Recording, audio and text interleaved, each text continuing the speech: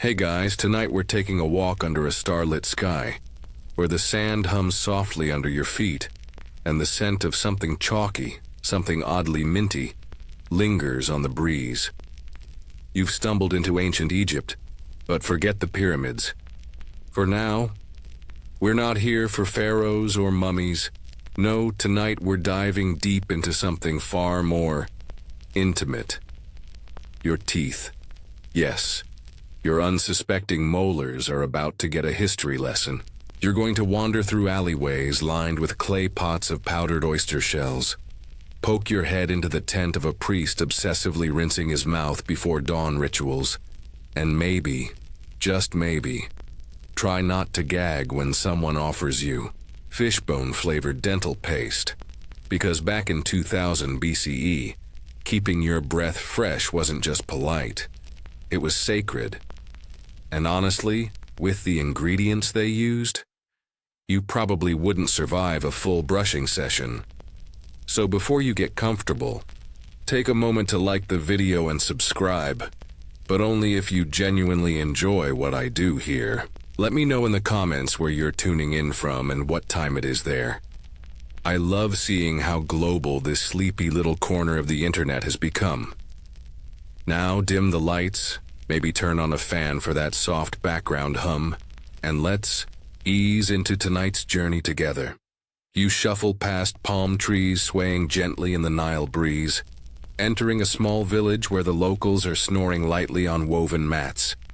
The only sounds are the distant ripple of the river and the occasional bray of a sleepy donkey. But somewhere, tucked behind a linen curtain, is a flicker of oil lamp flame, and the faint sound of someone gargling. You peek in, cautiously. It's a boy, maybe 12.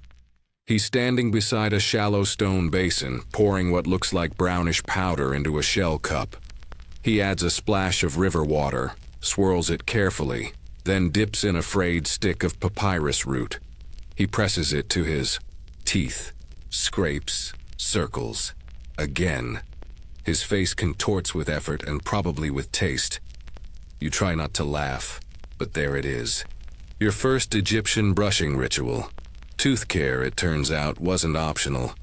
Even millennia ago, people cared about how their mouths smelled, especially before prayer or kissing. Egyptians believed the mouth was the gateway to purity, both in this world and the next. A foul mouth. Well, that could get you cursed or at least publicly judged, and it wasn't just about bad breath. Crooked, chipped, or gap-ridden smile could be interpreted as weakness, spiritual or political. Imagine being passed over for priesthood because your front tooth looked untrustworthy. Yep, that happened. Probably. So they invented stuff.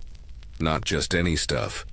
Try picturing a blend of crushed pumice stone, powdered ox hooves, charred eggshells, and, if you were fancy, a dash of cinnamon bark. Mix it with water, mash it with a twig, and smear it all over your incisors. Let's just say Listerine has come a long way. You pass another doorway. This time it's a woman humming as she crushes something in a small basalt mortar. She sprinkles in dried iris petals, then adds what looks like a few flakes of copper. Her movements are careful, ritualistic. You can tell this isn't just hygiene, it's devotion. Later you'll find out she's preparing a paste not just for her teeth but for her afterlife kit. Yes, even the dead needed dental gear. What if Osiris judged you for your breath at the final gate? The more you walk, the more you realize that Egypt's obsession with oral care went beyond science. It was spiritual, emotional, and occasionally kind of gross. They chewed on myrrh twigs, spit into clay basins shaped like open mouths, and even offered their toothpaste recipes to the gods, just in case divine plaque was a thing. Oh, and speaking of gods, some of them totally into mint. 1. Temple scribe reportedly wrote that a certain deity refused offerings unless the priest's mouth smelled like the breath of spring rain. We're not sure who enforced that rule, but it's fair to say Tic Tacs would have made him very rich. As you drift past the village boundary, the wind shifts. You catch a waft of something sharp, earthy, and burnt. You wrinkle your nose and turn. Behind a low stone fence, a man is stirring a pot over a flame. Inside, hooves, blackened, sizzling. He smiles, revealing a full set of unnervingly clean teeth. "This is for the dentist," he says, not looking up. A fresh batch, and you wonder, is this what counts as artisanal in ancient Egypt? You walk on, dazed. The moon is climbing higher now, casting long, silent shadows. Your feet crunch softly on sand. Somewhere in the distance, a crocodile croaks. You pass by a bundle of papyrus scrolls lying near an empty bench. The top one has a drawing. A human skull, its jaw neatly outlined. And beneath it, tiny hieroglyphs for salt, ashes, and burning for purification. You don't need to read ancient Egyptian to know what that means. The deeper you walk into the night, the clearer it becomes. This isn't just about toothpaste. It's about fear of rot, fear of judgment, and the eternal desire to be clean, not just on the outside, but in the soul. And just maybe they were onto something. You pause at a palm tree, lean your back against the rough bark, and look up at the stars. You imagine someone else thousands of years ago doing the same. After a long day of mint rubbing, ash chewing, and fishbone rinsing, they're smiling, probably. So are you. Your jaw loosens, your breathing slows, and for a moment, the distant past and the peaceful present blend into one soft, sleepy hush. You follow the winding path deeper into the village, your steps quieter now as the sandy breeze softens around your ankles. The air is still, except for the hush of linen curtains swaying and the gentle lap of Nile waters somewhere in the background. There's something strange about walking through an ancient world where everyone is obsessed with teeth, but not in the way you might expect. You enter a shaded courtyard, low walls made of sun-dried bricks encasing a family gathering. They sit in silence under a fig tree, fanning themselves slowly, as if every motion is rationed. On the ground beside them, a small ceramic figurine, painted, worn, and clearly loved. Its mouth is open wide in a frozen scream. "That," says an old man noticing your gaze, "is the curse of the rotten tooth." You don't move, neither does the figurine. Apparently, this was once common folklore, a belief that if your teeth rotted, it wasn't just a failure of diet or hygiene. No, it was punishment, a divine curse. The gods saw into your heart and, finding something rotten there, let it fester upward into your mouth. Lovely bedtime story, right? The family begins to murmur about people they knew, neighbors, cousins, a baker's apprentice who'd been struck with the black mouth. A condition where the gums decayed, the teeth blackened, and the soul, allegedly, was marked. No wonder people went to such obsessive lengths to clean their mouths. If your breath reeked, folks didn't blame garlic. They blamed your moral compass. And if your molars cracked, forget sympathy, you probably deserved it. You make your way past the fig tree and into a quiet stone chamber nearby. Inside, a collection of scrolls are stacked neatly along a low shelf. Most are medical texts, or at least they pretend to be. You lean closer to read one. It describes how the gods inserted invisible worms into the mouths of liars, making their breath unbearable. The worm feeds on deception, it says. Rots the tongue first, then the teeth. Charming, but the scroll also gives remedies. One involves coating your tongue in honey before bed to sweeten your speech.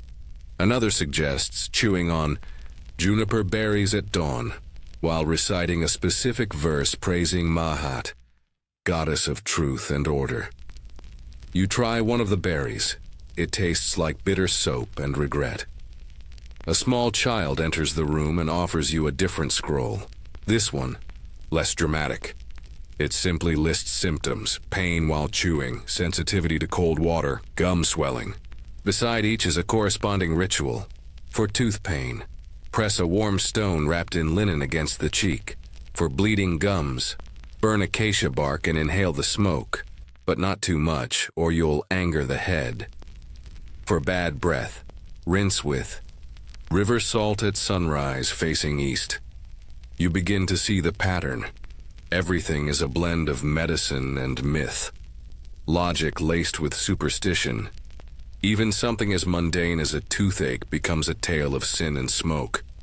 Outside the chamber, you hear a heated conversation.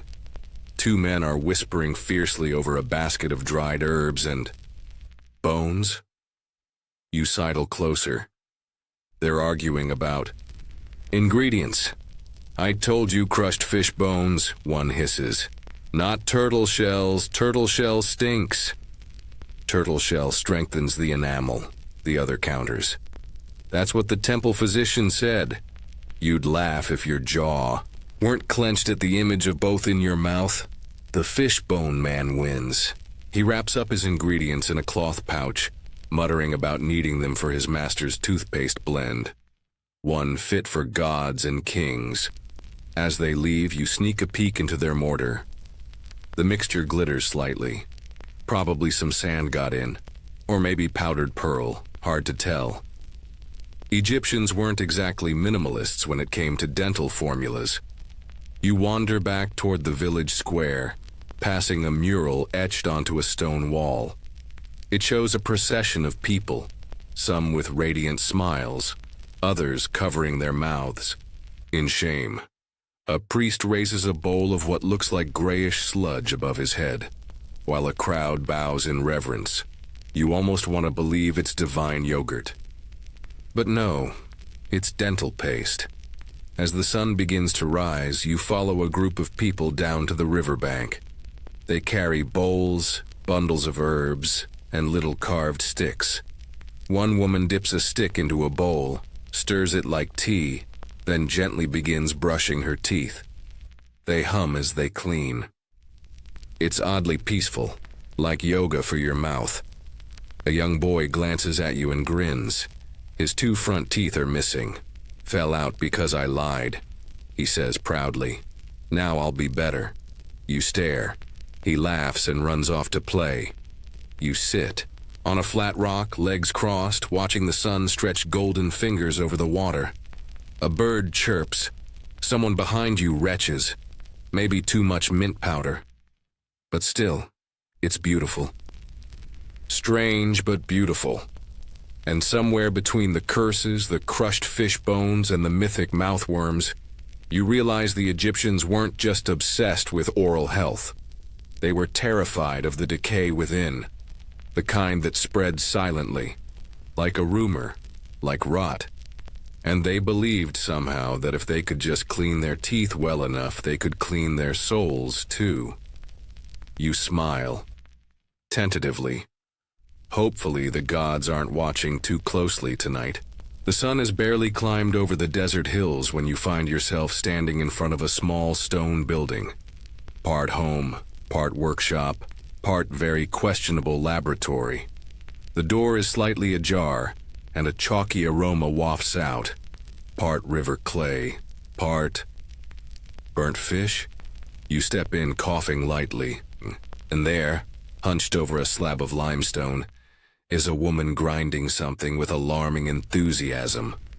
Her mortar is worn smooth, and the pestle dances between her hands like it's got a rhythm of its own.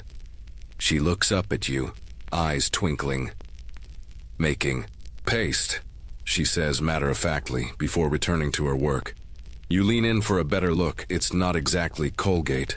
The mixture is dry, off-white, and flecked with something that looks suspiciously like bone. She sees your expression. Fish bones, crushed fine, makes teeth strong. Right. You nod politely as she sprinkles in a dash of dried iris root, followed by what appears to be powdered charcoal. Then dramatically she pinches in some myrrh and a bit of rock salt. "This batch," she declares, "is for a merchant, very rich, very picky, wants breath like lotus blossom. You're not sure lotus blossom and burnt fish make a great team, but who are you to argue with ancient Egyptian dental preferences? As she continues stirring the concoction with a small wooden spoon, she hums a soft tune. A recipe song, maybe? Or just her way of making the smell less offensive? She hands you a twig, thin, frayed at the tip, and slightly damp. Try. Well, peer pressure transcends centuries. You dip it into the mix, hesitate, then gently tap it against your teeth. Crunch, chalky, then fishy. And suddenly, pain. A grain of sand has found its way into the paste. You wince. She nods solemnly. Grinding stones, she says. Hard to avoid. Turns out that in ancient Egypt, the process of grinding all those bone, salt, and herbal ingredients usually meant using stone-on-stone methods, which meant tiny bits of grit often got into the mix.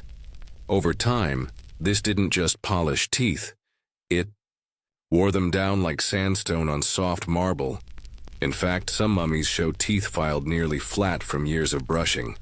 Good for avoiding cavities, bad for chewing anything harder than a boiled date. The woman shows you her own teeth, short, smooth, but surprisingly white. Started young, she says. Never missed a day.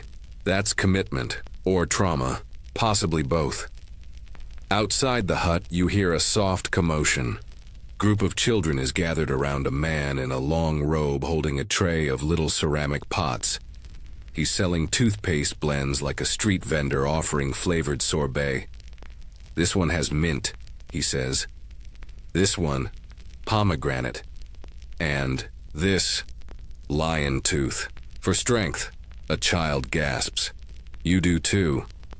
But don't worry, it's just a name. Hopefully, you ask what makes a good blend. Balance, he says. Salt to clean, bones to strengthen, herbs to sweeten. And always a blessing, or it doesn't count. Apparently, every batch is blessed with a short prayer. Sometimes to Thoth, god of wisdom, sometimes to Sekhmet, goddess of healing, and destruction. Great dual resume. He dips a brush into one blend and demonstrates on a customer. The brush is made from palm fibers, not comfortable, but very reusable. Smile wide, he says cheerfully. The customer winces. You decide to pass, as you walk away, he calls out. Next week, camel dung special, very strong. You pick up your pace. Still, you can't help but admire the creativity. Egyptians weren't working with a dental school diploma and a wall full of sterile tools. They had what nature gave them: salt, bones, bark, herbs, and the occasional dash of weird, and they made it work. You find a quiet spot near a well and sit down, rubbing your teeth with your tongue. They still feel gritty, but also strangely clean. There's a freshness, faint but real, like you licked a lemon that had a conversation with a fish. As you watch a young girl mix her own paste with careful, practiced movements, it hits you. This wasn't just hygiene. It was identity, craft, ritual.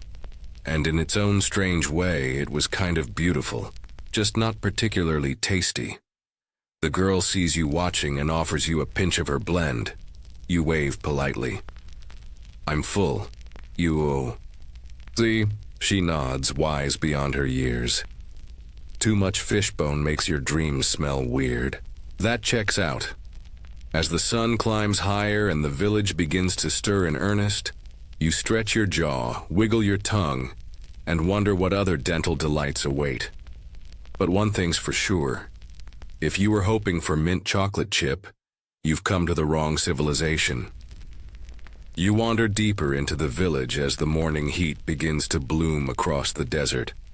Sand clings to your sandals, and somewhere, a hawk cries out lazily from a distant palm. But your attention is drawn by a very particular sound: soft grunts, swishing fabric, and the rhythmic clatter of gold and linen brushing against one another. You turn a corner and come face to face with a tent so richly decorated it practically hums with authority. This, clearly, is royal territory. A servant bows and beckons you inside. Quietly, he says, voice hushed. The pharaoh is preparing for the day. You duck beneath the curtain and immediately the air changes. Cooler, perfumed, still.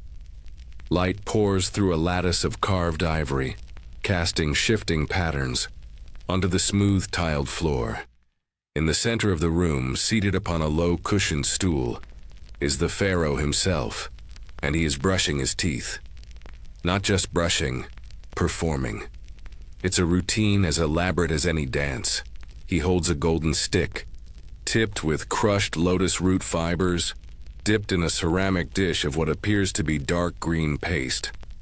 One servant holds a mirror, another offers water in a shallow bowl, and a third fans the air with ostrich feathers soaked in rose water. The pharaoh scrubs slowly, deliberately, as if every tooth is a line in a hymn. You stand there, unsure whether to watch or avert your gaze. Then he speaks. Each morning, he says, not looking at you, I banish decay. Right, so you're definitely in the presence of a dental poet. He gestures toward the dish. Mint, salt, charcoal, goat milk, for smoothness. You nod respectfully, even though you're now imagining goat milk foaming on your molars. Do not fear the grit, he adds, scraping the stick against his molars. Pain is the passage to purity. You try not to wince as a fleck of paste lands on the floor with a dull splat. Nearby, a priest whispers a short blessing, eyes closed. Another servant hums a melody said to mimic the vibrations of a cleansing spell. This isn't hygiene, it's theater. And the pharaoh? He's the star. After finishing, he rinses with a mixture of pomegranate wine and myrrh water. He spits it into a tiny onyx basin, then immediately blesses the basin. Because if your royal spit is going somewhere, it better be sanctified.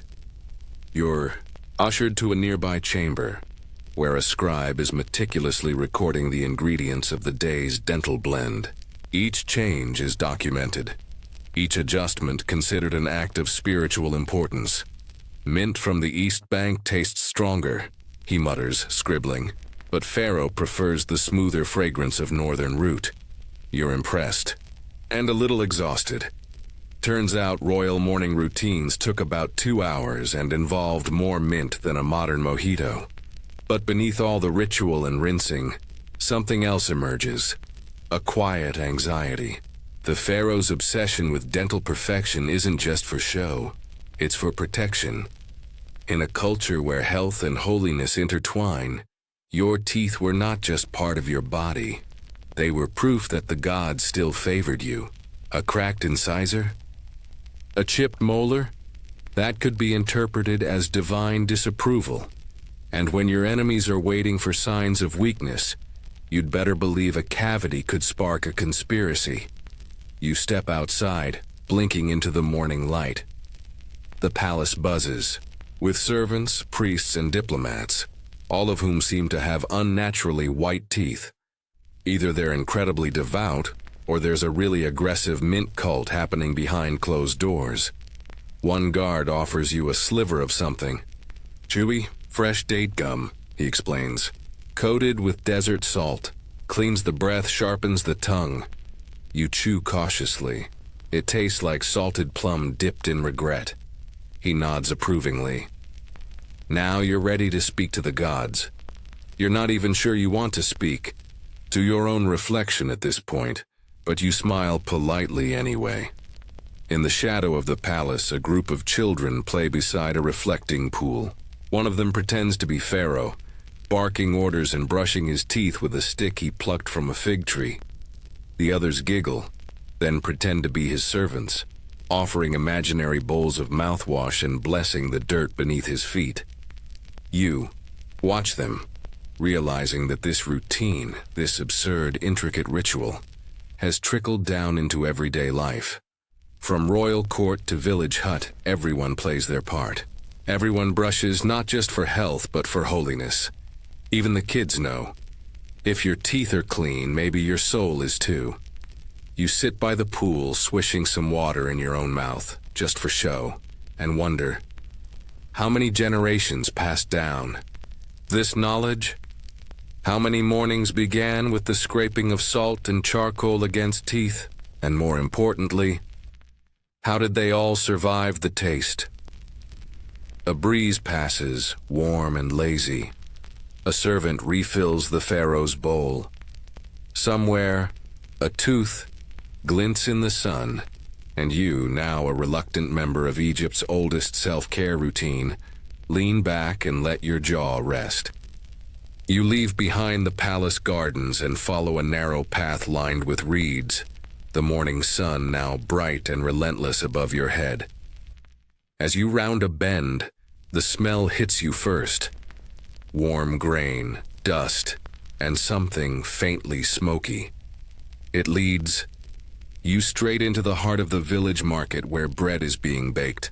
Ah, bread, the staff of life, the golden pride of Egyptian civilization, and the #1 suspect in the great national dental crisis. You step up to a stall where a woman is pulling flat loaves from a clay oven.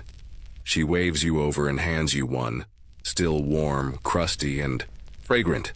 You bite into it and immediately regret it. It's like chewing a mouthful of gravel politely disguised as food. Tiny, almost invisible shards scrape your gums. Your tongue does a quick scan and confirms. This isn't just a crunchy crust, it's sediment. The woman grins. Good? She asks. You nod, bravely. Yes, very textured. She laughs. Stone flour makes it strong. Makes your teeth strong too. You want to tell her it's doing the exact opposite, but she's already turning back to her oven, humming as she stirs more dough, probably adding more accidental quarts for good measure. Turns out this wasn't a one-time baking. Blunder. The Egyptians ground their flour using basalt and sandstone tools. Day after day they wore the grain down against stone slabs, creating a fine, powdery flour rich in calcium and microscopic grit. This grit inevitably made its way into every bite of bread. So while the loaves fed the people, they also quietly filed down their teeth, like sandpaper in slow motion. You watch as a young boy eats his breakfast, pausing occasionally to spit out something sharp. Then he keeps chewing, undeterred. The people here are used to it.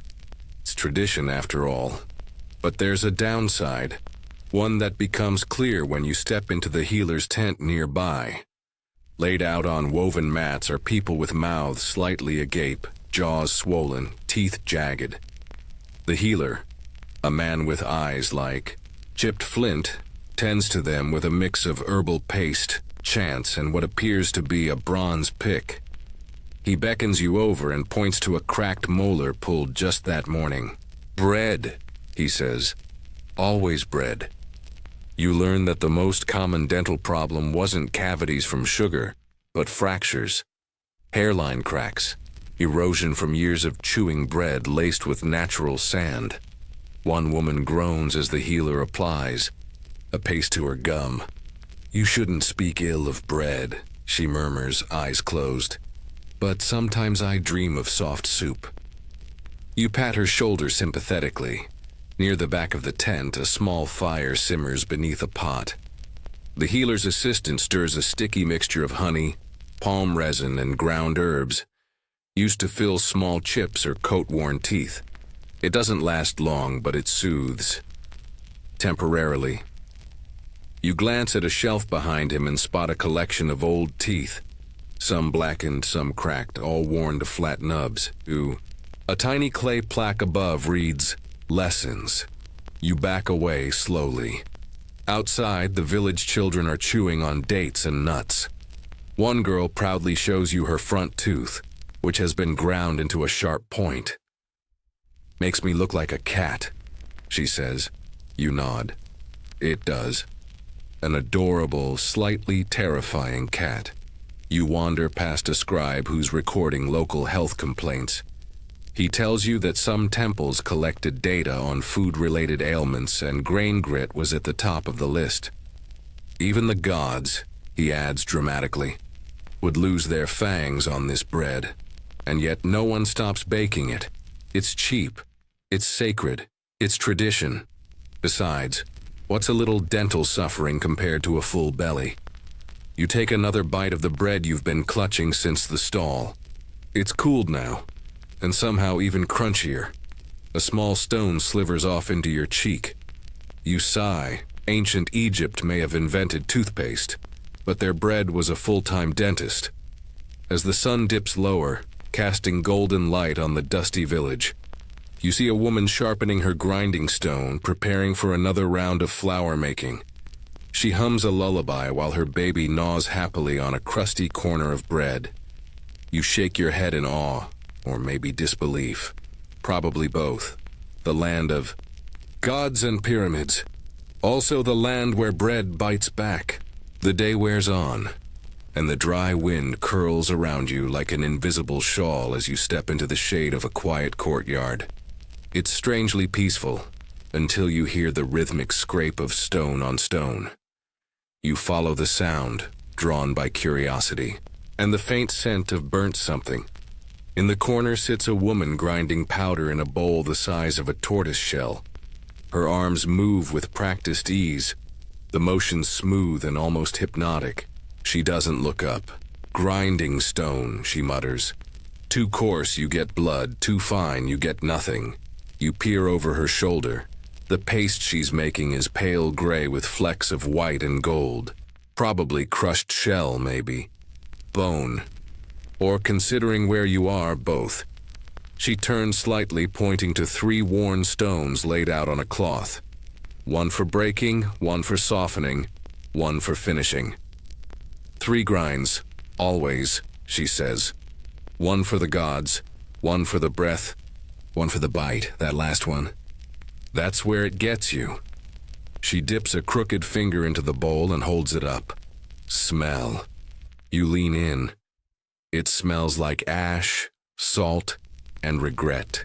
Feel. You touch the powder. It's surprisingly fine, almost silky, until you realize that silk doesn't usually scratch your fingertip. She nods knowingly. People don't understand. Paste must fight the bread. Bread fights first. A poetic way of saying Egyptian toothpaste was engineered for battle. And the enemy? Their daily meals. Grinding tools, it turns out, were just as essential as the ingredients themselves. Most toothpaste blends began as a collection of things that should never go near your mouth. Burnt hooves, crushed granite, bits of pottery, and were transformed by sheer muscle into something vaguely usable. But those stones, they left their mark, literally. You meet an old man nearby who shows you his teeth or what's left of them. Too much grit, he says. My smile is smooth like the Nile. He laughs, which is both endearing and mildly alarming. He gestures toward a shelf of ancient tools, mortars, pestles, stone slabs with divots worn deep from generations of grinding. Some still have the dust of their last mix clinging to them, like ghosts of 1,000 minty mornings. He hands you a pestle, heavier than it looks. Try. You press it into the stone, attempting to crush a few grains of salt and dried clove.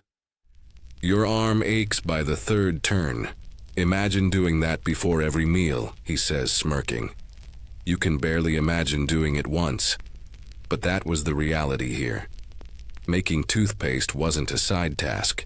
It was a ritual, a daily investment of time and muscle. People ground their pastes while reciting prayers, singing work songs, or simply staring into the middle distance and contemplating how every solution to tooth erosion also involved more erosion. You walk past a group of teens laughing as one of them shows off his new grinder, passed down from his grandfather.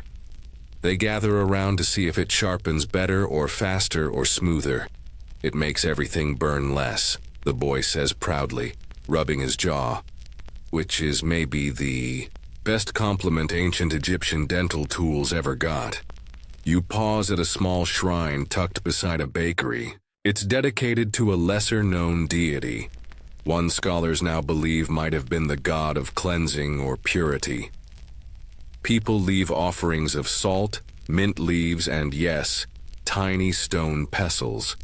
A woman whispers a prayer under her breath, clutching a worn grinding bowl to her chest. You realize, standing there, that the process mattered as much as the result. Making the paste was cleansing. The grinding, rhythmic and sacred. A meditation. A labor of love, or at least a labor of necessity disguised as devotion. One scribe, overheard near a temple, puts it plainly. To grind is to worship. To rinse is to remember. And just like that, you understand a little better. As the sun begins to lower and shadows stretch long across the stones, you take one last look at the grinding bowls, the powder, the dented pestles. This was dentistry before, drills, tooth care before anesthesia, elegance through erosion. And somehow, in all that scraping and scratching and swirling, they found something meaningful, perhaps even beautiful. Or maybe they just didn't have a choice. You smile, even though your jaw still hurts from one experimental bite of sand bread, and somewhere deep in your gums a single grain of stone clings on, an ancient souvenir from a very committed civilization. By the time the stars begin to prick the sky, you find yourself wandering near a solemn, silent stone corridor. Carved walls, torch sconces, and an unmistakable smell of old resin and dried flowers. You know this place. It's a mortuary temple. But tonight you're not here for mourning. You're here for mouthwash. You follow a flickering lantern deeper into the temple until you reach a small chamber. The air is thick with incense. On a stone slab lies a body wrapped tight in linen, partially mummified. Its jaw open just wide enough to reveal something peculiar. A smear of paste. You lean in, squinting. It's nestled near the back molars. Dry now, but distinct. Gray, grainy, and somehow still fragrant. A priest appears beside you, silently, as if conjured by your curiosity. He needed a clean mouth for the afterlife, the priest says. Course he did. In ancient Egypt, death was not an ending. It was a very long, very elaborate continuation. And if you wanted to enter the Hall of Two Truths and stand before Osiris, you'd better not show up with halitosis. You glance at a table nearby.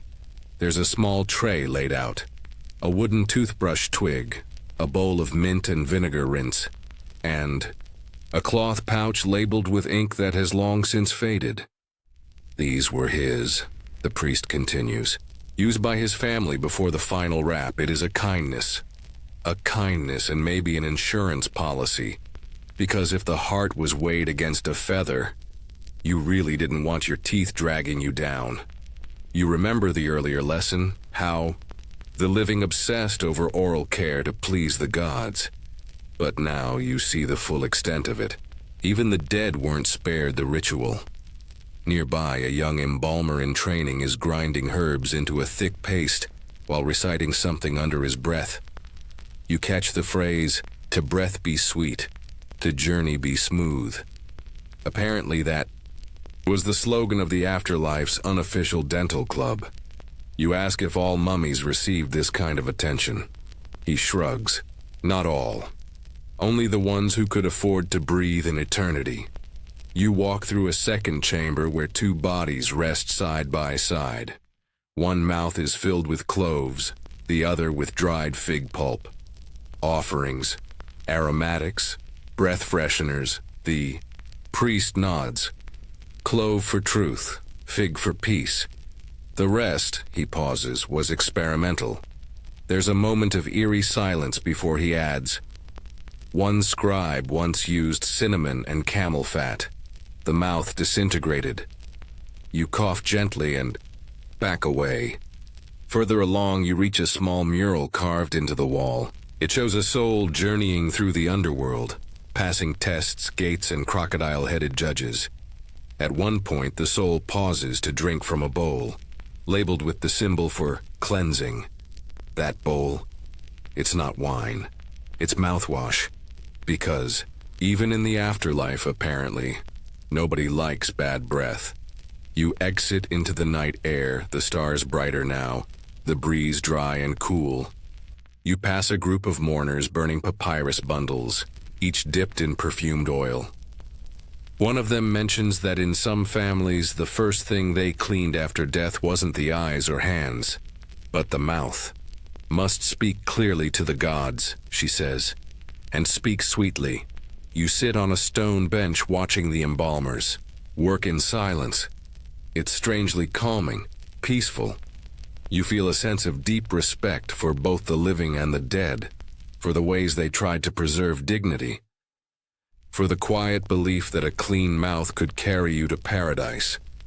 And maybe it could, because in a world where everything decayed, bodies, buildings, legacies, teeth remained, hard, persistent, enduring.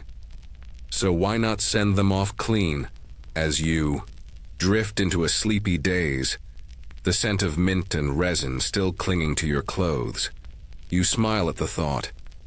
In ancient Egypt, even your ghost needed to gargle.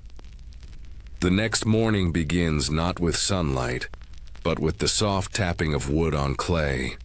You follow the rhythmic sound through the waking village until you find a boy seated cross-legged on a mat, carving tiny notches into a stick with a sharpened flint shard. He glances up at you and grins, revealing a gap-toothed smile. "New brush," he says proudly. "Smells like the river after rain." You lean closer. The stick is no longer than your hand, stripped of its bark, with one end carefully frayed into fine fibers. "From the arak tree," he adds, holding it up like a sacred relic. Soft but strong, like a kind priest. And just like that, you've met the ancient Egyptian toothbrush. They didn't call it that, of course. To them, it was a cleaning stick, a chew stick, a fray wand, a God-blessed twig. And depending on where you were in the kingdom, it might be made from arak, palm, or even papyrus root. As long as it frayed and fit comfortably in the mouth, it did the job. You watch the boy dip it into a mixture of salt water and crushed mint leaf, then bring it to his mouth. His movements are small, practiced, gentle circular strokes along the molars, then a flick across the gums. It's not mindless brushing, it's almost meditative. Beside him, an old woman is tending to a basket of sticks. She's sorting them by length, flexibility, and fragrance. Some have already been chewed, soft at one end. Others are fresh, green, and slightly damp. Each mouth needs its own brush, she tells you. No sharing, even with family. That's how the curse spreads. The curse again. You remember the tale from earlier, the curse of the rotten tooth. Apparently, passing a used brush between people was a surefire way to spread divine disapproval. Or just gum disease. Either way, people took it seriously. Nearby, a young couple sits by a water basin. They're brushing together, softly murmuring to one another between strokes. Every so often, they trade compliments. "Your breath is as clean as Ma'at's justice. You shine like polished ivory." It's romantic in a way only ancient Egypt could make it. You chuckle, and a passing elder gives you a knowing nod. "Love begins in the mouth," he says, "and ends in the stomach." Right. You continue your walk and find a small roadside vendor, selling bundles of toothbrush sticks tied neatly with twine. Some are plain, others are dyed with saffron or soaked in rosewater for extra appeal. "These are for priests," the vendor explains, holding up a gold-tipped bundle. They must cleanse the tongue before every prayer. Otherwise, the gods might mishear them. You picture a priest accidentally mumbling a blessing and getting turned into a frog. Seems plausible. At the edge of the village, a temple assistant demonstrates a special brushing technique used only during festivals. It involves chanting while brushing, 3 words per molar, and spitting in a specific direction, usually away from the Nile. It keeps the river spirits happy, he says, mouth still full of minty foam. You glance around. Spit bowls are placed, like decorative urns beside doorways, each one carefully carved and routinely emptied. As you rest in the shade of a tamarisk tree, a group of children gathers to show off their toothbrush dances, little jigs they perform while brushing. One child spins while flossing with a piece of flax. Another leaps and hums a hymn to Hathor, goddess of beauty. You realize this isn't just routine anymore. It's culture. It's identity. The toothbrush isn't just a tool. It's a symbol of cleanliness, of connection, of continuity. From nobles to nomads, everyone brushed. Not because they had to, but because it was what decent people did. And decent people in ancient Egypt wanted clean souls and cleaner breath. As the sun dips behind the western dunes and the sky takes on that soft pink that makes the world feel like a dream, you run your tongue across your teeth and wonder if they've always felt this sacred. You pick up your own stick, one the boy offered you earlier, and begin to brush slow and quiet. The wind rustles the reeds. A ibis calls in the distance, and just like that, you're one of them. A small figure, brushing under the desert sky, waiting for the stars to rise. The stars glimmer like scattered salt across the velvet sky as you walk the temple causeway. Quiet now, lined with statues whose mouths are forever parted in stone mid-chant. Tonight, you're not just among mortals. You're stepping into divine, dental territory. A priest greets you near the sanctuary steps, his robe swaying gently as he nods in welcome. You've arrived at the hour of brushing, he says solemnly. You blink. For the gods, he nods, as if it's the most obvious thing in the world. They must be cleansed daily, especially the mouths. You follow him into a small, annex chamber, low lit with oil lamps and sweet with the scent of cinnamon bark. At the center is a statue of Horus, carved from obsidian, regal and still. But what draws your eye isn't his falcon crown. It's the golden toothbrush placed carefully on a silk cloth at his feet. Today is mint and barley ash, the priest whispers, holding up a tiny bronze cup. Yesterday, date, wine and pearl, dust. You watch as the ceremony begins. The priest dips a brush, a real one frayed from use, into the cup and gently raises it to the statue's beak. He does not touch, of course. That would be blasphemy. Instead, he hovers just close enough to let the scent waft, reciting lines from the Book of Purification. You who guard the gates of dawn, he chants, receive freshness of breath. Let your words be sweet to Ra. The whole ritual takes about 15 minutes. Another priest brings out a bowl of scented water for rinsing, symbolic, obviously, since obsidian doesn't gargle. But the point isn't the physics, it's the faith. You're invited to assist with the next statue, Isis. You hesitate, but curiosity wins. The priest hands you a cloth infused with rose and sage, motioning for you to bless her lips. You do gently. Her smile is subtle, carved to suggest both grace and warning. You whisper a prayer under your breath, unsure if it's the right one. The priest nods anyway. Later, over a small fire, you sit with the temple attendants and learn that this tradition has existed for generations. Every morning, every night, the mouths of the gods are cleansed before any ritual is allowed to proceed. Otherwise, one says, stirring a pot of thick gray paste, how can they hear us? Another nods. A god with a dirty mouth is like a flute full of mud. You try to picture that. You succeed. You regret it. They let you examine the collection of brushes used exclusively for divine statues. Some are tipped with ivory, others with softened copper, carved with inscriptions like purity of tongue and breathe truth. The priests care for these more meticulously than their own teeth. You wonder aloud, why so much effort if the gods don't even eat? An older priest answers without hesitation. Because decay begins in silence, the gods must be reminded of our devotion daily. And what's more intimate than the mouth? You sit back chewing on that thought, and maybe also on a clove pod someone offered you to freshen the mind. It's spicy, uncomfortably so. At the edge of the chamber, you notice a forgotten corner.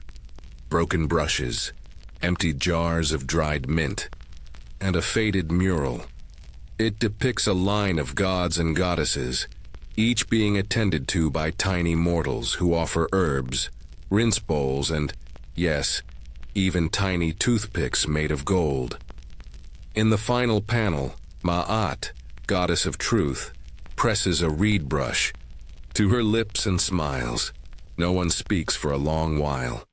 Eventually, a younger priest breaks the silence. My mother used to say the gods didn't ask for worship. They asked for cleanliness. Everything else follows. You nod slowly. That tracks. As the ritual concludes and the lamps begin to dim, you help place the brushes back in their linen, wraps the jars in their niches, the water basins near the altar.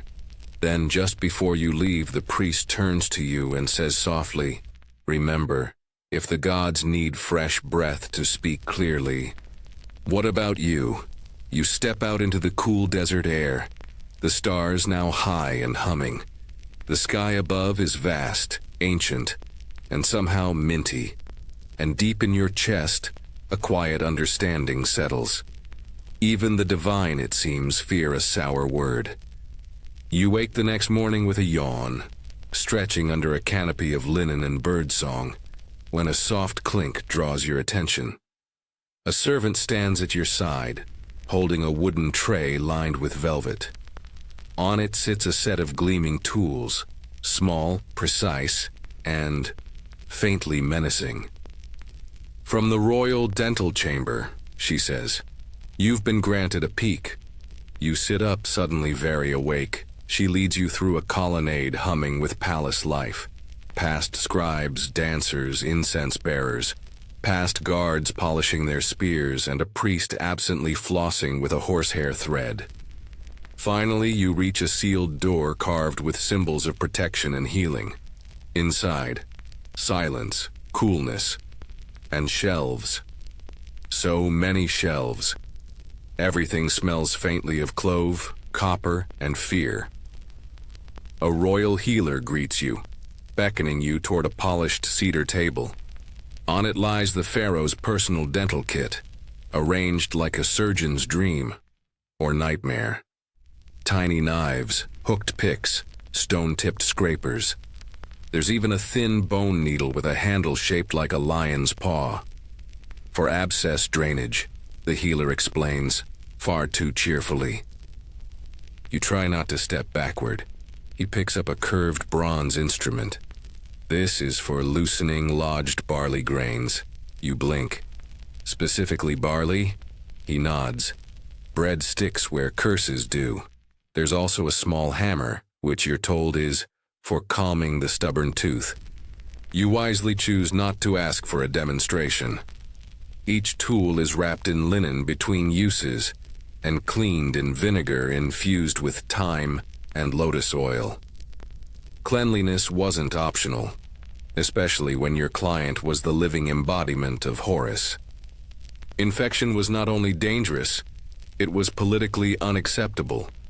You examine a tiny mirror polished to a silvery gleam. The pharaoh uses this to inspect his smile before sunrise ceremonies, the healer says. Cracks or stains are noted, often removed. Removed? You quickly lower the mirror. In a corner, a young apprentice is grinding a chalky mixture with alarming speed. Desensitizing paste, he mutters. For ceremonies, must not flinch before the crowd. You glance at the notes beside him. Illustrations of teeth labeled in ink with strange terms. Crumbling edge, bitter root, speech-souring stain. One sketch shows a molar mid-extraction. You begin to sweat. The healer pulls out a box filled with golden caps, tiny crowns designed to be fitted over damaged teeth. They aren't functional, really, but they look impressive. Symbol of strength, he says, and silence. Apparently, pharaohs preferred not to speak during pain. They simply covered it with gold and moved on. You're shown a diary next, written by a royal mouth attendant who logged each day's inspection.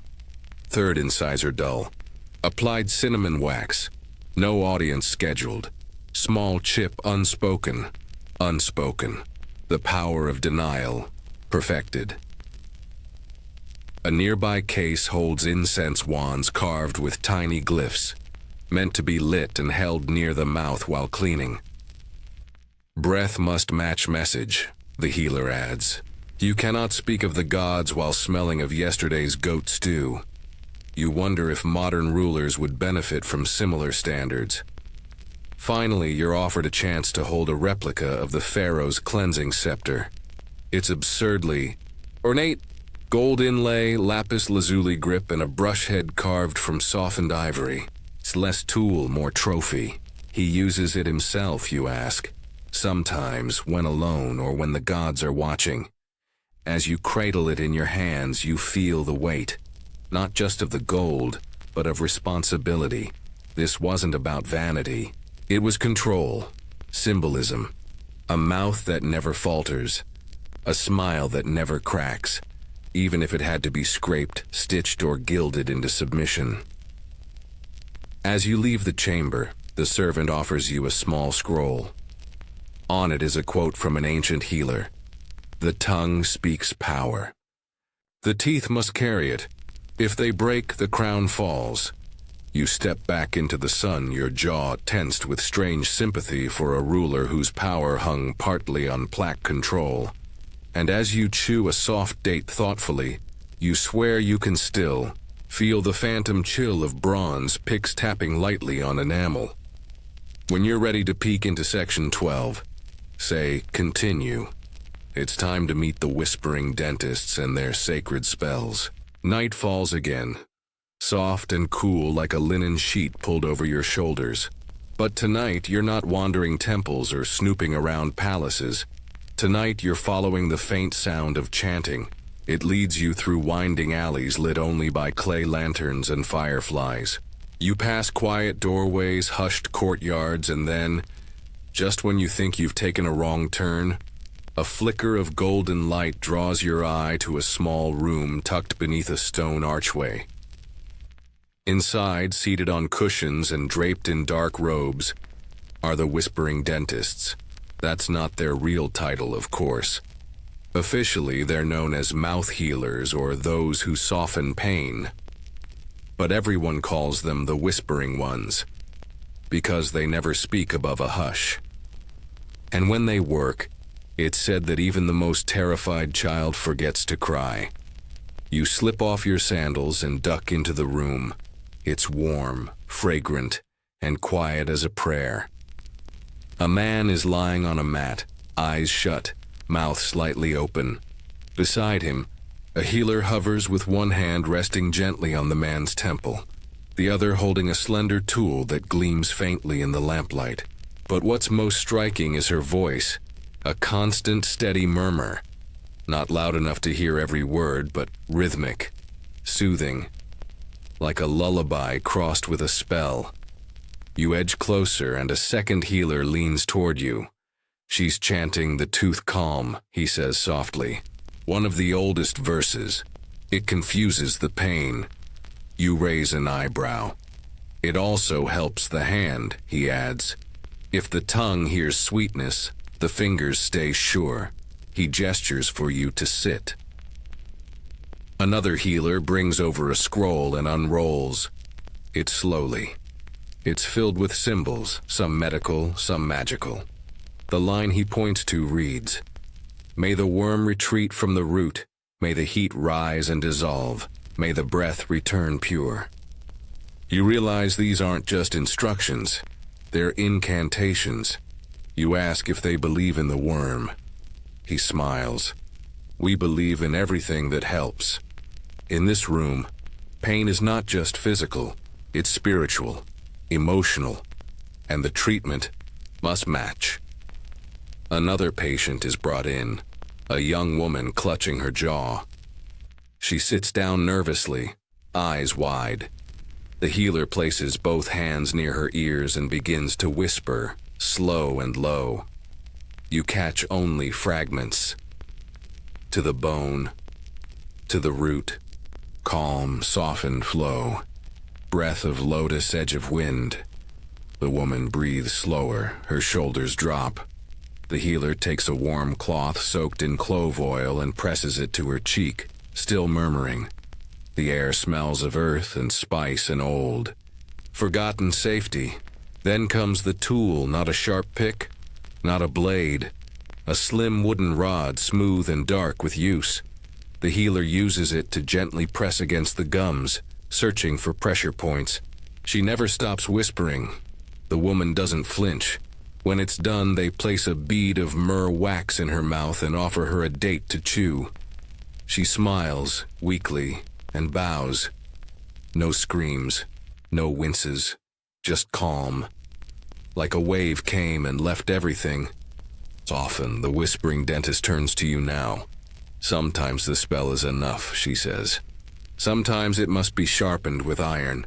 But always, always, the voice goes first. You ask where they learned these methods. From the old temple stones, she says, and from mothers, and from pain itself. You glance at a wall covered in hanging amulets, small stone molars, copper tongues, braided cords of flax, protection charms for mouths, each with a single word carved into them. Quiet. As you prepare to leave, the head healer presses something into your palm. A tiny strip of papyrus wrapped in a thread of gold. A tooth prayer, she says. Whisper it when it hurts, or when you must speak hard truths. You tuck it carefully into your pouch. Outside, the village is hushed, blanketed in moonlight. You feel strangely weightless, your breath warm and minty from a clove you didn't realize you'd been chewing. And for the first time in a while, your jaw feels light. Not because the pain is gone, but because someone whispered it away. The morning sun creeps over the clay rooftops like a quiet thought forming in someone's head. Soft, slow, and not entirely welcome.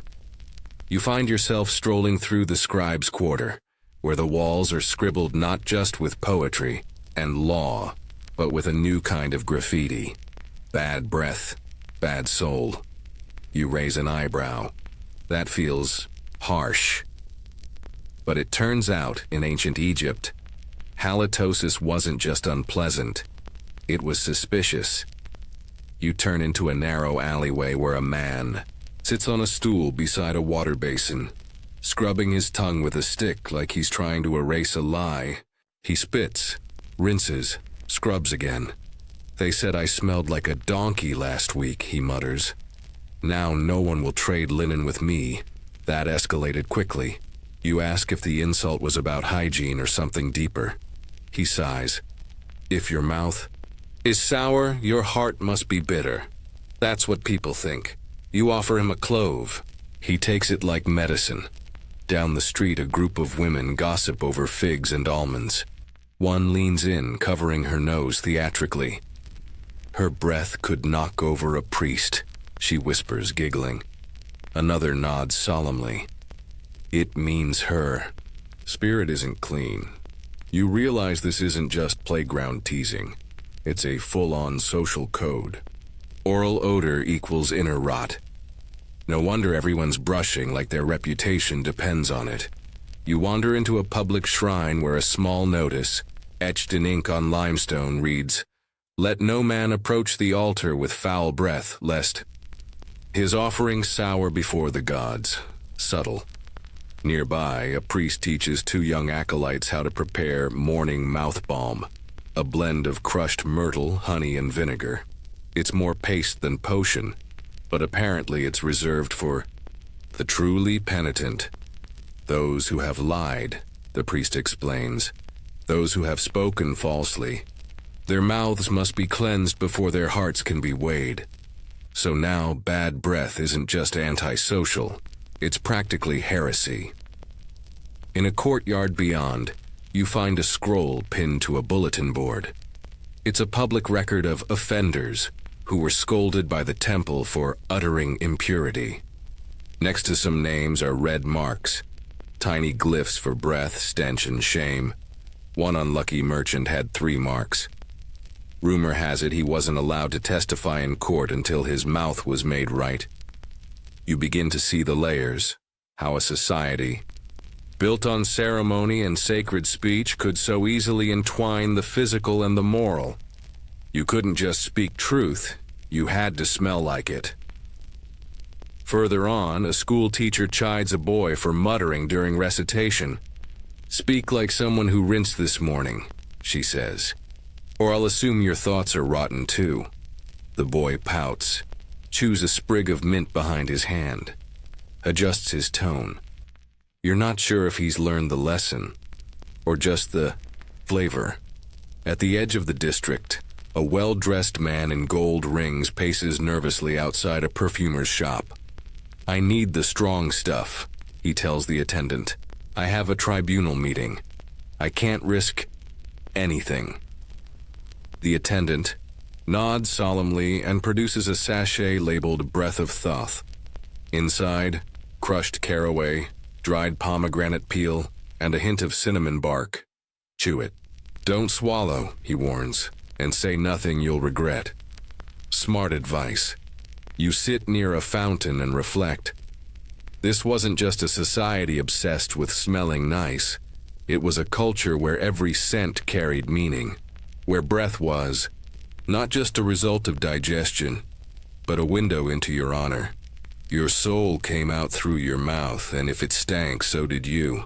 It was harsh, maybe unfair, but also deeply poetic.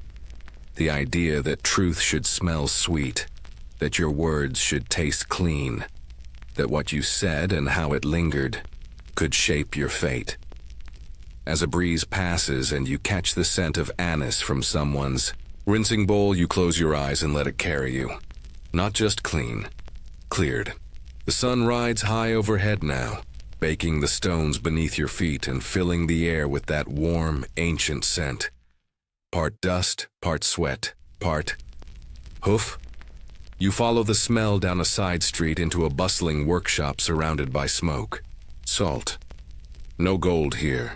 No minty priesthood. This is the realm of the ordinary folk. And their toothpaste? Let's just say it has a little more crunch. Inside the workshop, a woman stirs a cauldron with a paddle the size of your arm. The mixture inside bubbles gently, gray, gritty, and absolutely not something you want anywhere near your mouth. Household. Blend, she says, wiping her brow. For people who don't worship with wine and cinnamon. You peek in. Charcoal, definitely. Maybe ash. A whiff of something strangely familiar. Burnt hoof, she confirms. From oxen, good for strength. Also keeps the demons out. You nod slowly. Of course it does. She pours the mixture onto a slab of stone to cool.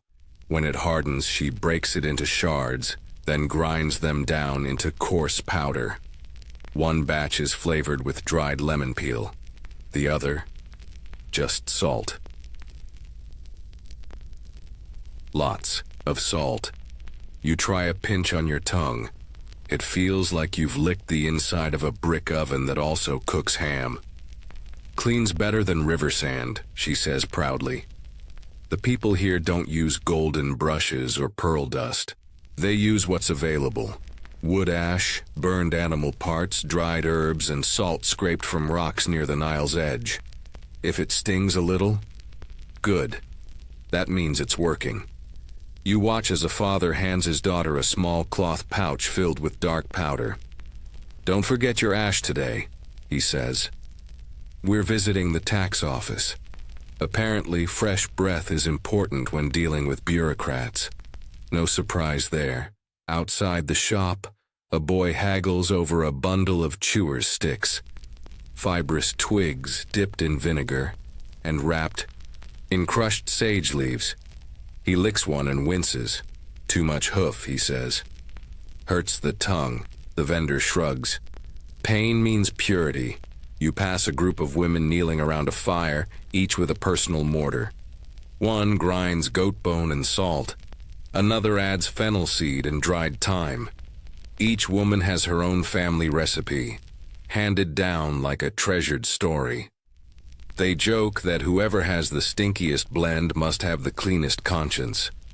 One of them waves you over and presses a pinch of her blend into your palm. "Don't chew it," she warns.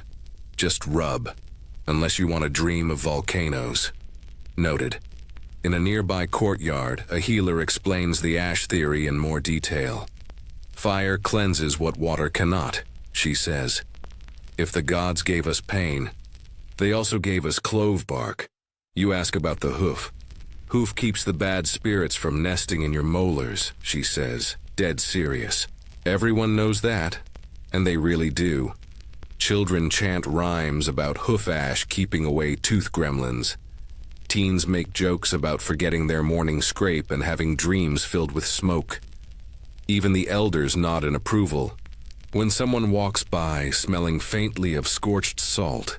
At sunset, you sit beside a family sharing their evening routine, mixing warm water with powdered ash, rinsing, then brushing with a stick dipped in oil and fennel.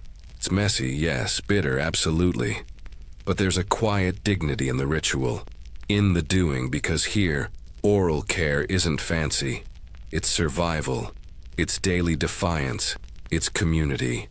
You smile, even as your tongue protests the lingering sting of hoof ash, because now you understand, to live cleanly, you don't need riches. You just need a fire, a hoof, and the will to scrub.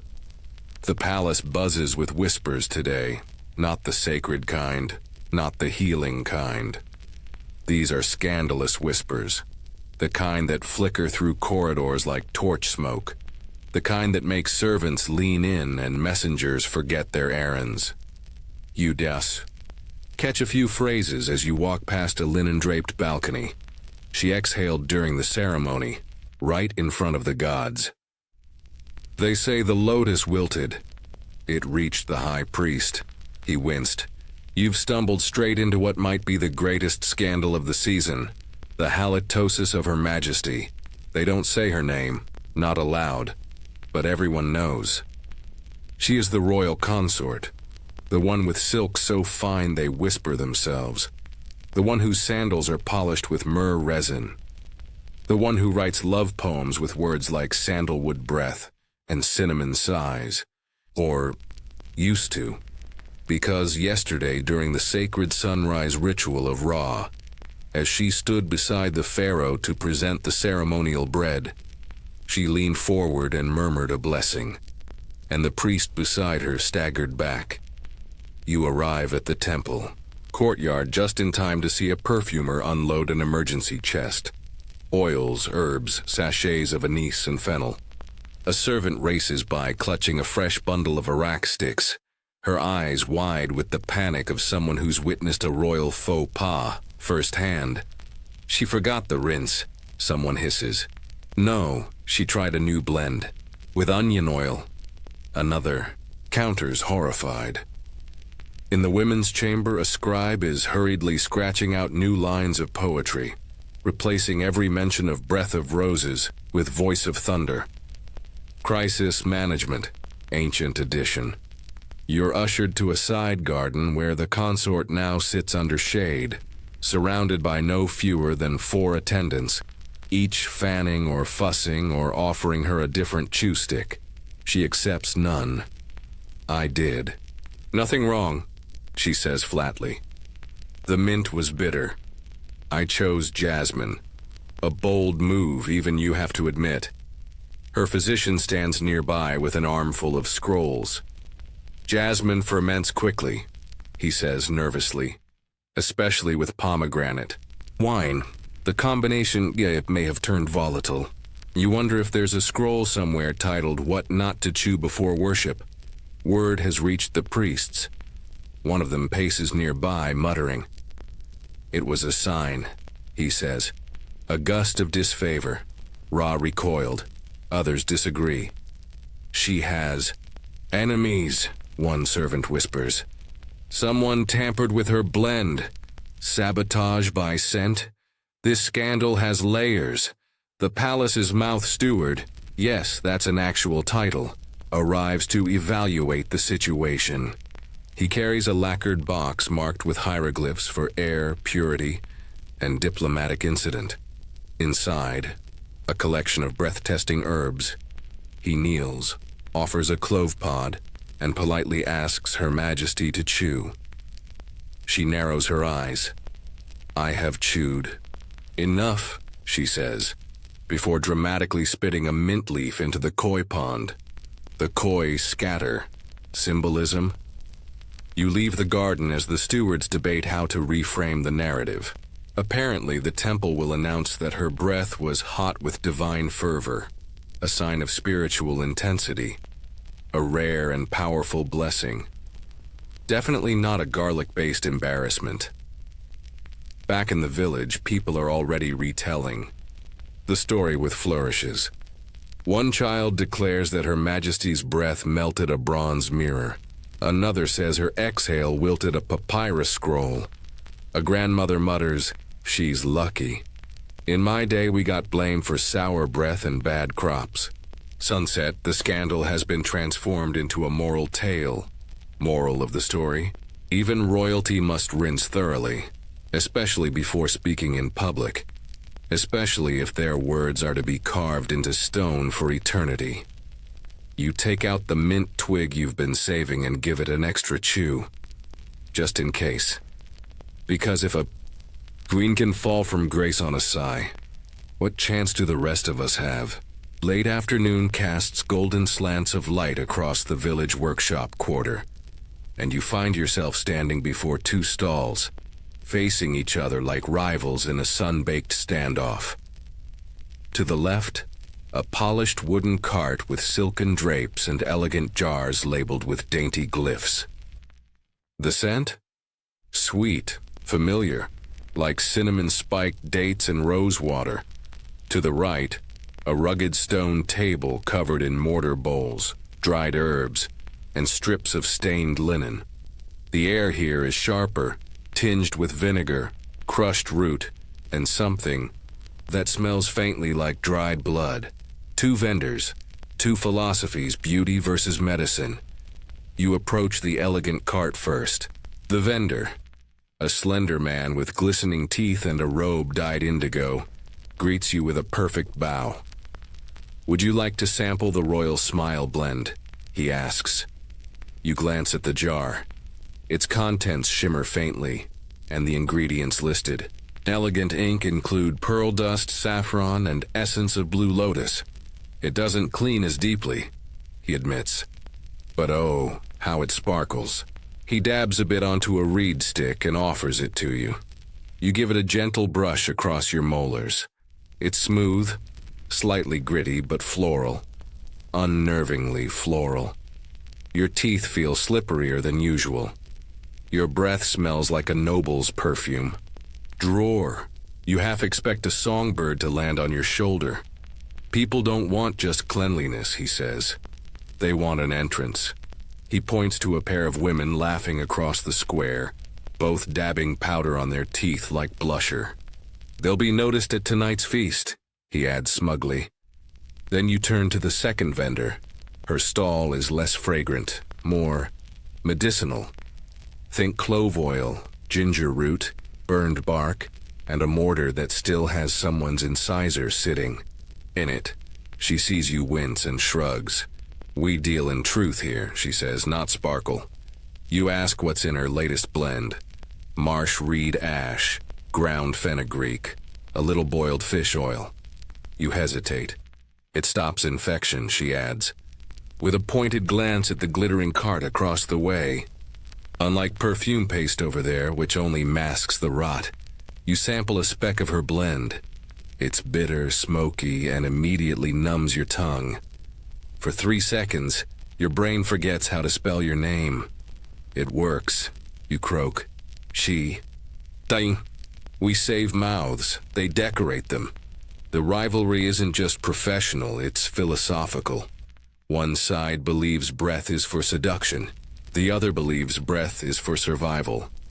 You learn that beauty pastes are increasingly popular among the urban elite, especially before banquets, weddings, and poetry readings. But once the sparkle fades, many return quietly to the apothecaries, with aching gums and infected roots. Some use both, beauty by day, medicine by night, but not everyone has that luxury. A young boy approaches the healer's stall, clutching his cheek. She inspects his mouth, mutters, and applies a smear of pungent brown paste to his gums. He winces, then sighs with relief. From across the plaza, the elegant vendor scoffs. Disgusting, he says. Effective, she retorts. An old scribe, overhearing both, chuckles into his papyrus. One for the tomb, he says, and one for the party. The sun begins to dip and a soft wind stirs the air. You sit between the stalls, chewing thoughtfully on a fennel root stick. You can still feel the shimmer on your teeth. But deep inside you trust the burn of fish oil a little more. Maybe there's no perfect choice. Maybe everyone's just picking their battles, dazzle or endure, cover or cure.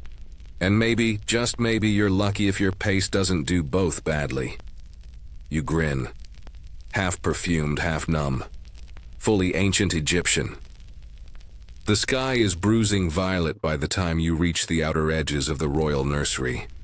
A quiet garden tucked behind limestone walls, its air heavy with hibiscus and whispered expectations.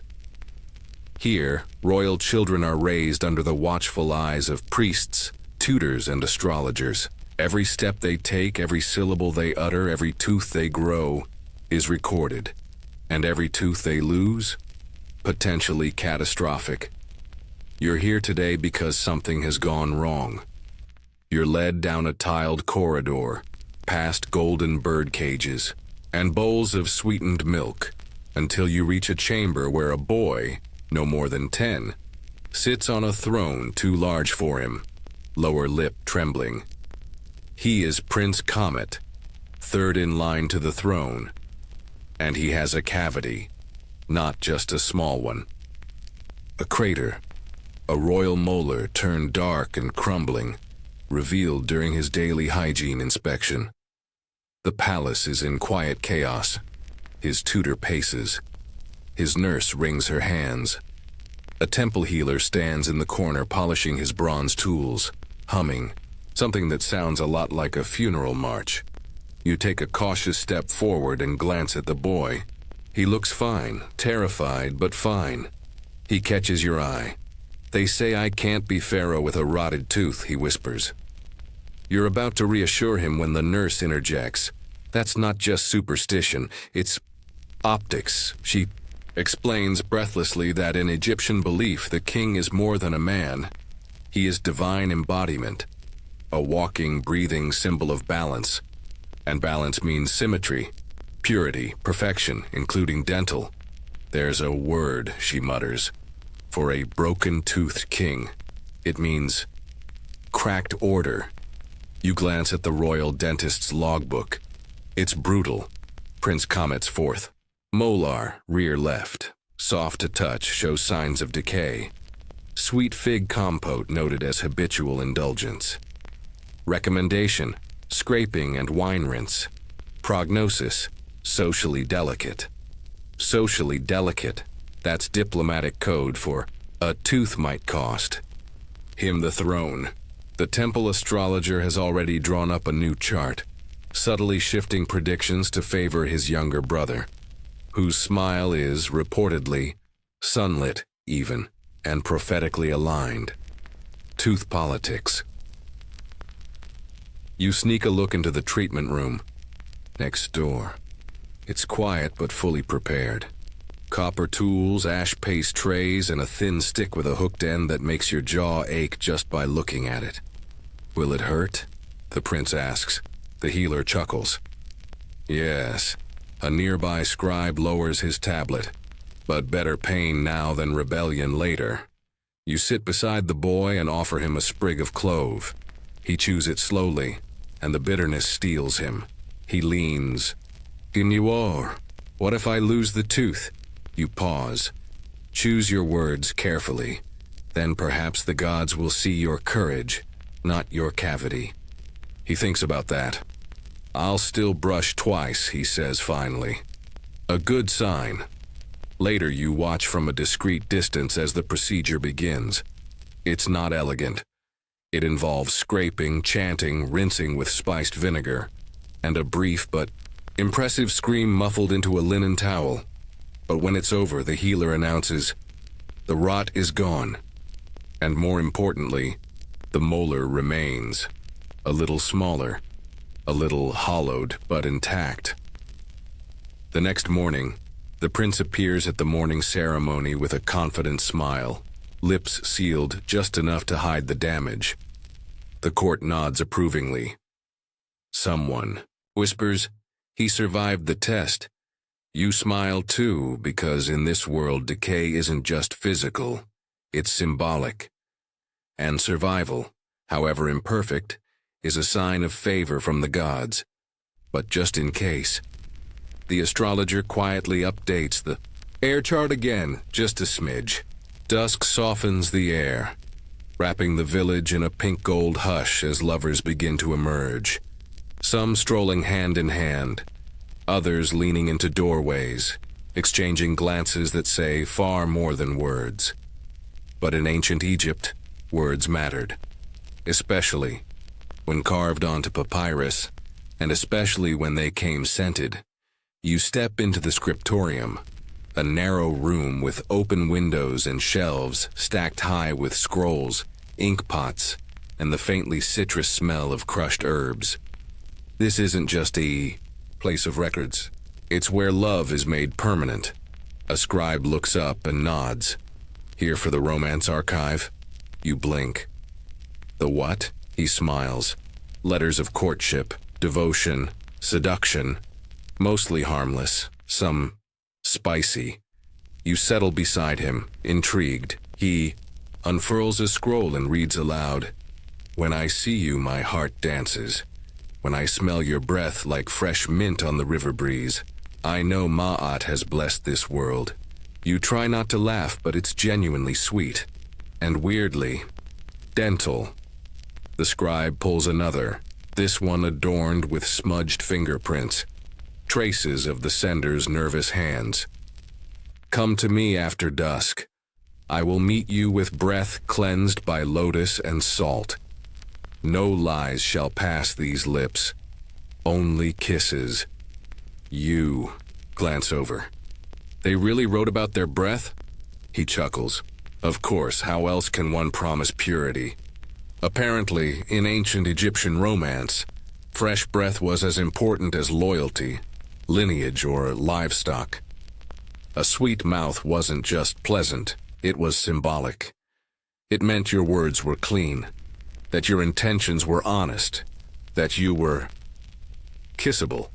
You're shown a box of love sachets, tiny linen pouches once tied to scrolls. They're filled with dried mint, powdered clove, and sometimes date blossom. Each one infused the letter with a promise. I brushed for you. The scrolls go beyond words. Some include recipes, dental blends lovers used before a secret meeting. You read one. 2 pinches of crushed fennel, a dab of honey, and a quick rinse of barley vinegar. Swish twice. Speak softly. Then come. You're not sure if you're blushing or just impressed by the efficiency. One scroll even includes a toothbrush, twig tied with a ribbon. His way of saying, "I'm ready," the scribe explains deadpan. In the back of the room, a woman recites lines to herself, practicing for a love poem performance at the next harvest feast. Your voice is rain on fire. Your mouth is wind over myrrh. When you laugh, it polishes my soul. Then, without missing a beat, she mutters, "Ugh, needs more mint." You browse through more examples, marveling at the sincerity. These weren't throwaway flirts. They were emotional contracts, sealed with scent, softened with sweetness, sharpened with poetry. And yes, judged by the breath behind them.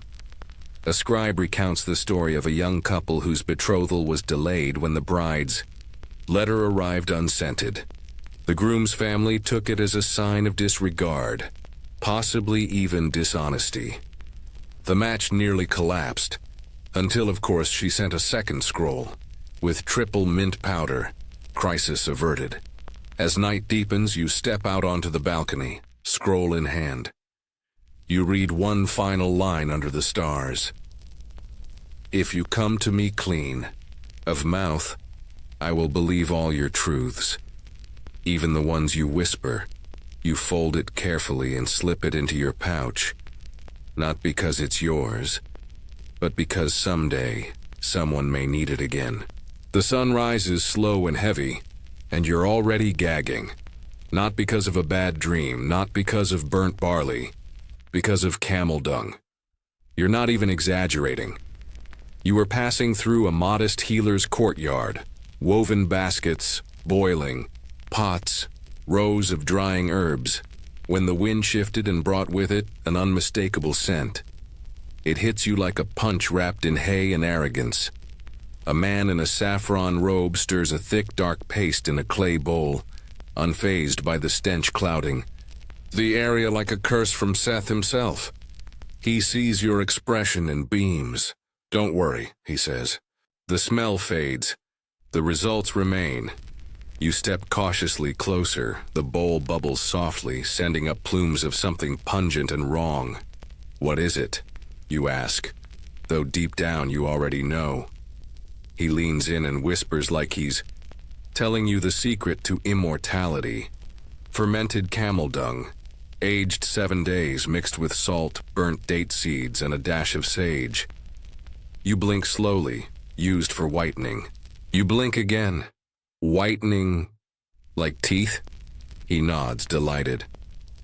And spirit, of course. You suppress the urge to breathe through your mouth. He scoops a small dab onto a frayed twig and applies it to his teeth. Slowly, proudly. Then turns to smile. To your horror, it does look whiter. You ask where this idea came from. "Desert tribes," he says. "They notice that camels chew so thoroughly their waste is finely broken down. Mixed with salt and sun, it becomes sacredly abrasive. You're not sure which part to be more offended by, the logic or the confidence. He offers you a sample. You smile like someone about to faint and politely decline. Still, the claims are spreading. Nearby, a group of young men practice smiling into polished copper mirrors, each with a twig dipped in the miracle blend. One gags. Another insists it's an acquired virtue. A scribe walks by muttering, "This will either cure mouths or end dynasties." You learn that temple physicians are deeply divided on the matter. Some say the salt and enzymes reduce UC plaque. Others argue it's a sure path to gum ulcers and divine judgment. One priest calls it blasphemy in paste form. Another responds, "If the gods didn't want us to use it, why make it so abundant?" You can't argue with supply chains. At the market, a vendor hawks his desert pearl powder, boldly claiming it can cleanse even the lies between your teeth. You ask what's in it. He leans in and whispers, "Mostly camel dung, but I mix it with cinnamon for discretion." A woman nearby clutches a jar to her chest and sighs. "I used to smell like fish paste." Now? Now I smell like power. You need a minute. You duck into a quiet alley to clear your nostrils and your conscience. A boy offers you a fresh sprig of mint, real mint, he says, no camel. You chew gratefully. Later that night by the river, an elderly healer sits beside a fire, roasting bark and muttering to himself. You ask what he thinks of the new trend. He snorts. We used to chew parsley and say our prayers. Now people want to stink for status. You nod. That tracks. He pauses. Still, some of them do have lovely teeth. You both stare into the fire. In a world where sand, ash, and resin weren't enough, camel dung entered the ring and didn't flinch. Abrasive. Yes, offensive, absolutely. But strangely effective? You curl up beneath a date palm and smile into the dark. Just not too wide. The moon hangs low and swollen over the village tonight, casting long shadows that stretch like questions across the dusty ground. You walk with a tight jaw, not because of the cool air, but because of the growing ache in your back molars. It started subtly, a dull throb. Now it pulses like a drumbeat inside your skull. Must be Seth, the old woman says without looking up. You freeze mid-step. She's sitting outside her home, grinding something in a bowl with calm, steady motions. The god of chaos, she explains.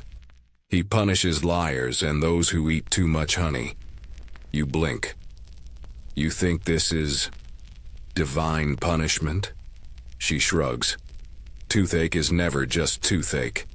You sit beside her on the worn stone bench, the ache flaring as you chew the inside of your cheek in thought. Turns out in ancient Egypt, tooth pain wasn't merely an infection or a chipped enamel. It was a message, a warning from the gods, a sign that something in your life or your soul was rotting. She hands you a strip of cloth soaked in vinegar and fennel oil. Wrap this around your finger, press here. She taps the side of your jaw. You do. It helps. Slightly. It draws. Out the lie, she says simply. You're about to respond when a young boy stumbles into the courtyard, holding his face and moaning. Behind him, his mother follows, panicked. He insulted his teacher yesterday, she explains. And this morning, swelling, pain, a lesson. The old woman nods. No further explanation needed. She reaches into a pouch and pulls out a clay amulet shaped like a tooth with wings. For protection, she says. To keep the spirits from settling in your jaw. You look around, suddenly noticing the signs everywhere. Charms hanging over doorways, tiny incense cones placed beside children's pillows, people whispering short spells while brushing with salt paste. One chant you hear over and over. Let no false word root beneath the tongue. Let no pain grow from hidden truth. It's kind of beautiful, and a little terrifying. You follow the boy and his mother to the local healer's hut, where a priestess with warm hands and stern eyes examines his mouth. No abscess, she murmurs. This is a Seth sting. She mixes a thick black paste and begins to rub it gently along his gums, all while humming a low, soothing melody. You can't make out the words, but you feel them, like a lullaby for angry molars. Afterward, she draws a line of coal from the boy's ear to his jaw, then taps his forehead. Tell the truth, she says, and no more honey until the next moon. You're ushered in next. She peers into your mouth with a polished bronze mirror, tilts your chin and squints. No rot, she says. But you hold tension. From secrets, maybe.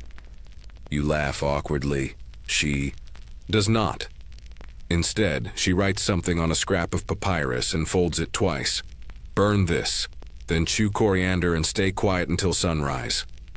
You nod solemnly. The pain already dulling.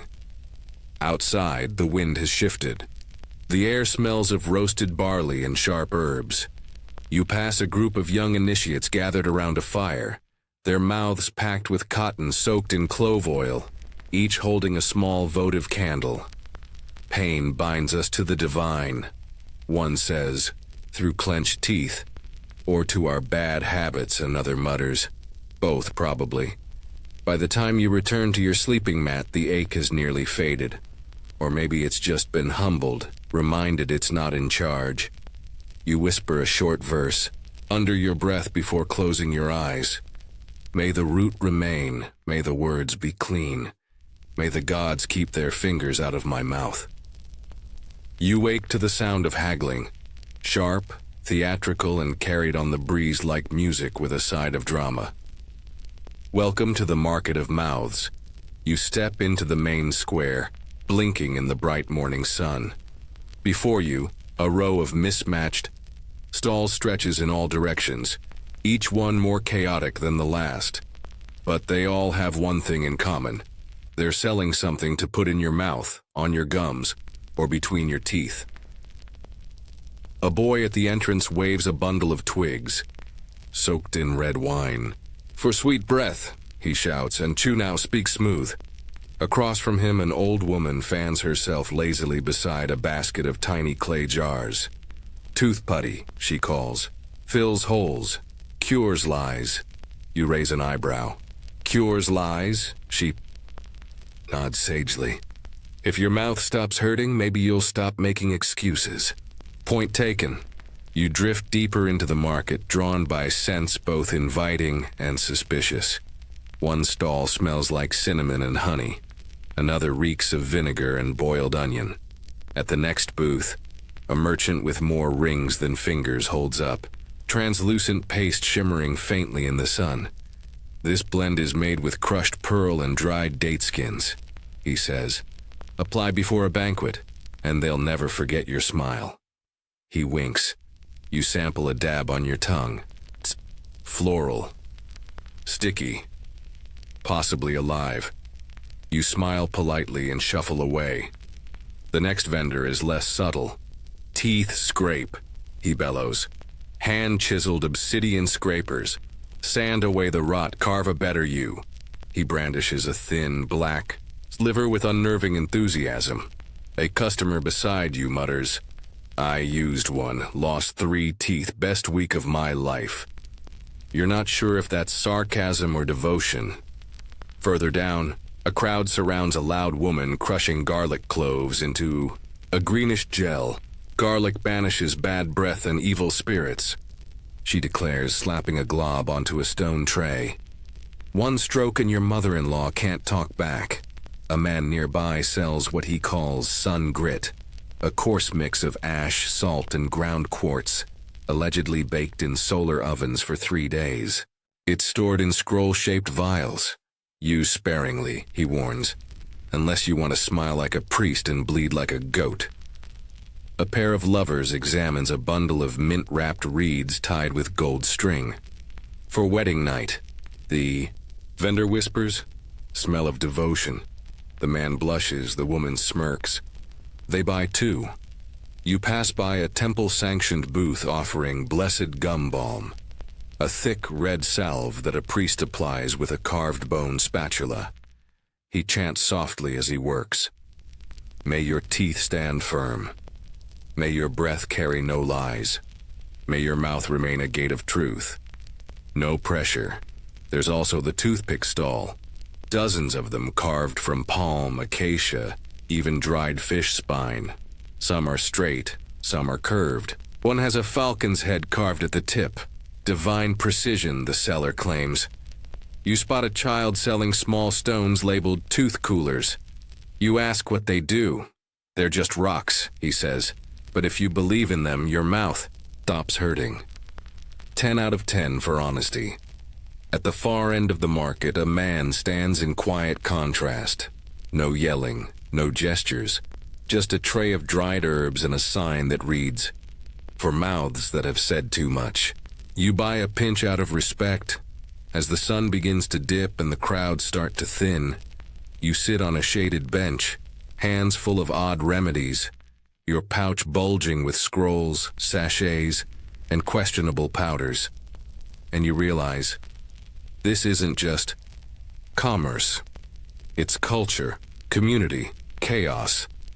And it smells like mint, vinegar, and ambition. Because in ancient Egypt, if your mouth was your message, you'd better stock up. The heat settles heavy over the midday streets, but you're walking with purpose now, toward a part of the village whispered about with a mix of curiosity and admiration. The alleyway is quiet, walls covered in faded paint and messages only. The daring read twice. You turn the corner and see her, the woman with the inked gums.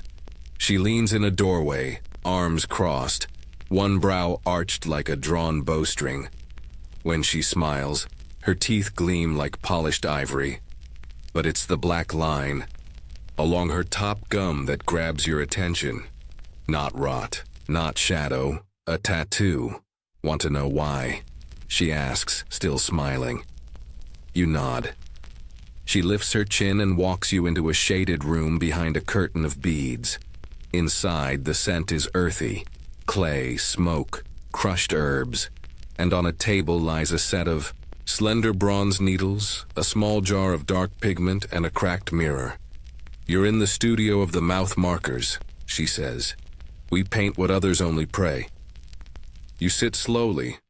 Turns out some Egyptians, especially among the city elite and priestesses, used oral tattoos as a form of power.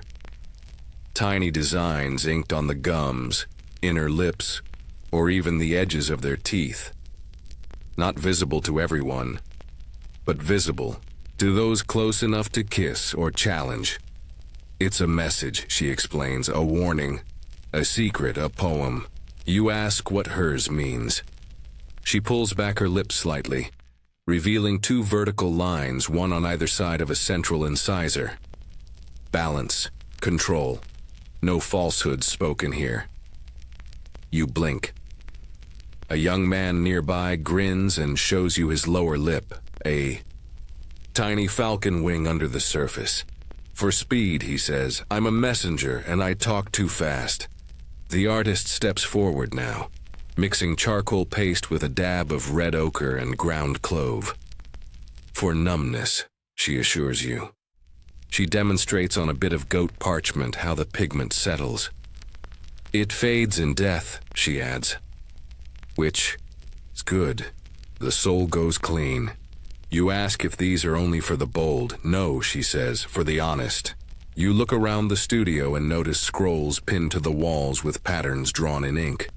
Designs based on spells, family names, love declarations, oaths of silence. One reads, When I speak, let it be sharp. When I smile, let it be remembered.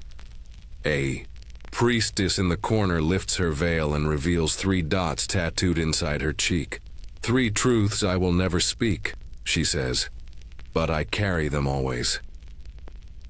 Not all tattoos are serious, though. A giggling teenager shows you a tiny glyph, verdate wine inked on her molar. Drank too much at my wedding, she says. Figured I'd commemorate the damage. Respect.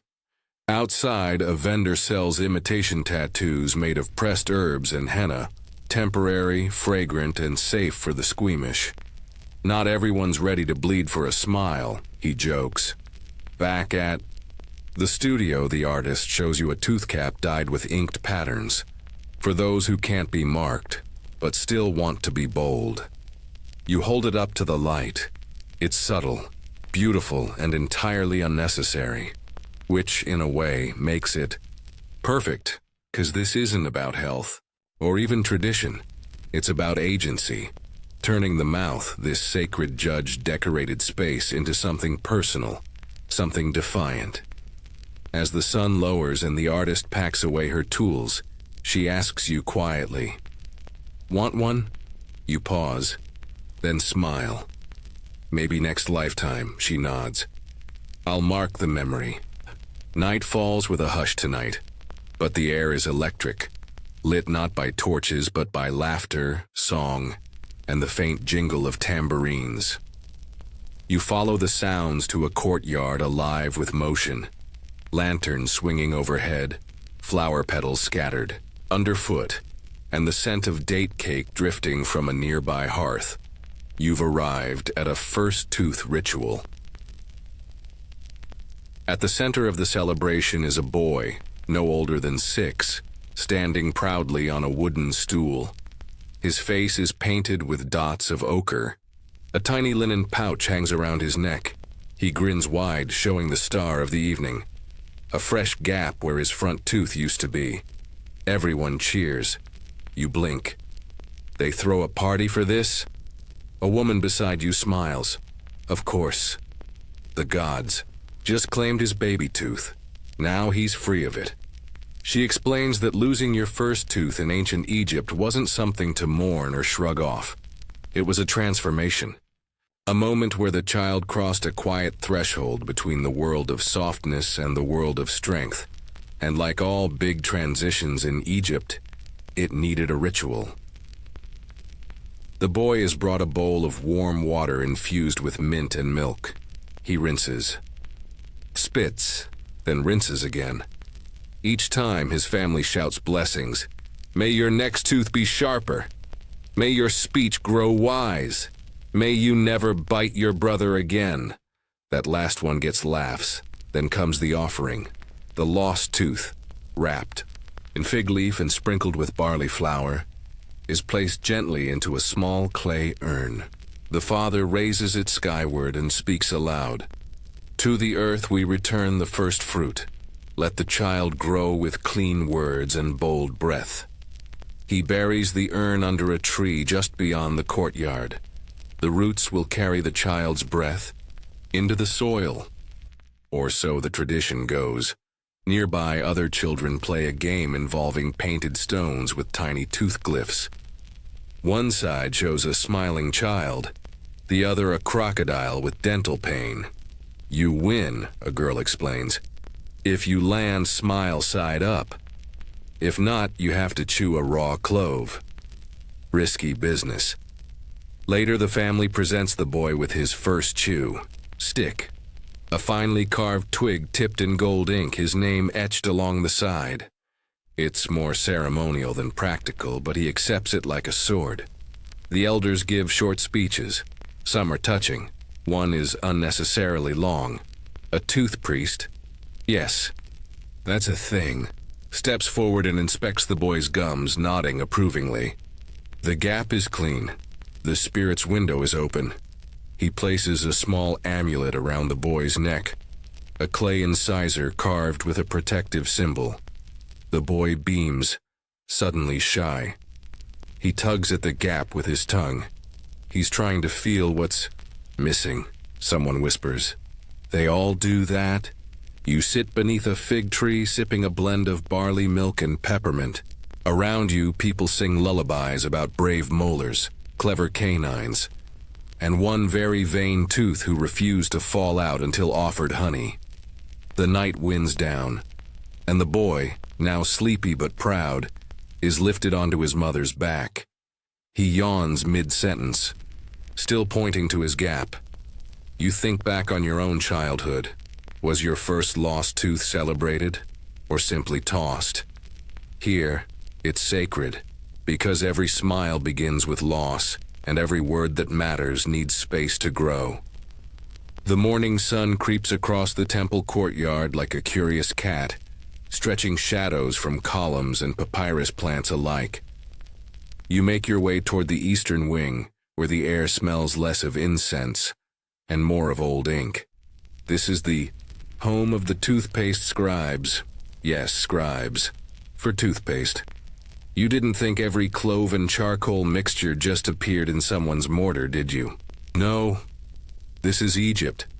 Everything sacred, strange, or sticky gets written down eventually. You step into a narrow chamber where scrolls are stacked so high, they sway slightly when the breeze hits just right. At the center sits a man hunched over, a reed brush, tongue poking out in concentration. He dips the brush into a pot of dark ink, murmuring to himself as he writes. 2 parts saltstone, 1 part palm ash. Add ground date pit. Stir while whispering the name of Sekhmet. He looks up and beams. This one's for ulcers. You raise an eyebrow. Do they work? He shrugs. Some do. Some are mostly theater. But if the ritual soothes the pain, who am I to complain? He invites you deeper into the archive, where other scribes sit cross-legged, surrounded by scrolls, tablets, and more experimental paste recipes than you ever thought possible. One reads, to freshen the breath of an anxious groom, mint leaf, anise oil, and 1 drop of goat's sweat, only if the goat is calm. Another, to remove the blackening of the tongue, boil fish spine and fennel, grind into chalk, chant ha-hem 7 times. You resist the urge to back away slowly. In one corner, a young apprentice is painstakingly redrawing diagrams of molars, labeling weak points with tiny glyphs. Crack, grind zone, sweet trap. These help the mixers know where the pain begins, she says without looking up. You nod. And where it ends, she grins. That's up to the gods and clove oil. You pass by the storage shelves, hundreds of jars, each labeled in looping calligraphy. Some hold ingredients, ash, resin, dried myrrh. Others contain actual sample. Pastes hardened with time but still faintly scented. These, the master scribe explains, are the legacy blends, family recipes, healer signatures. There's even one allegedly used by Queen Nitocris herself. He lifts a jar delicately. You, peer in. It's a pale blue-gray flecked with something metallic. You don't ask. They even have scrolls of failed experiments. Blends banned from further use labeled with warnings like caused tongue spots, too bitter to pray, or simply no. You spend the morning leafing through a long papyrus filled with testimonials. I used the sage paste for 7 nights. My lover no longer weeps when I whisper. The bread still cracks my teeth, but now they bleed with honor. Clove and lemon blend. Effective. Also terrifying. In the far corner, one scribe is attempting to develop a universal paste, a mythical blend said to clean, heal, freshen, and even prevent heartbreak. She's currently on version 87. It's close, she says, holding out a sample. Want to try? You do. It burns, then tingles, then cools. You smile despite yourself. She scribbles a note. Version 88. Less agony. Before you leave, they gift you a scroll, a beginner's guide to mouth rituals, complete with illustrations of tools, chants, and a comically exaggerated diagram of a tongue screaming. You tuck it carefully into your pouch. Because here in this scriptorium, toothpaste isn't just hygiene. It's history, memory, art.